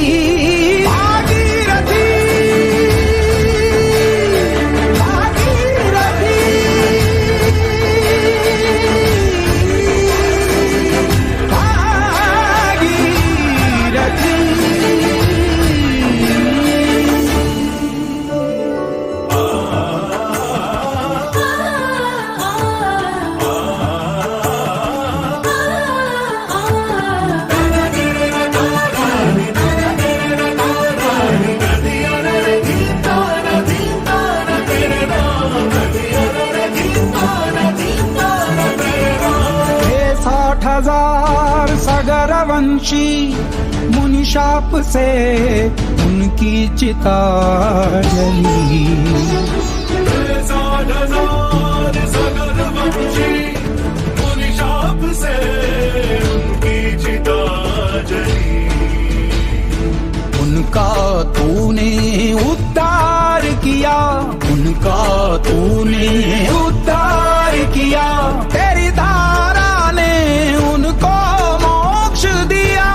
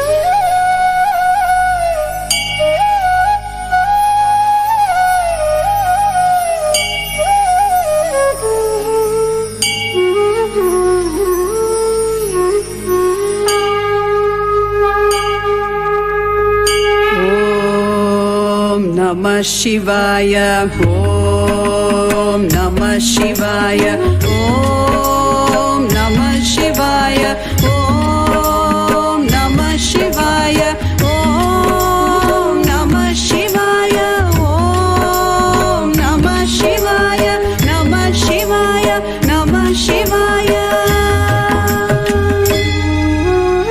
गंगाधरा लिंगेश्वरा शंभो महादेवा, गंगाधरा लिंगेश्वर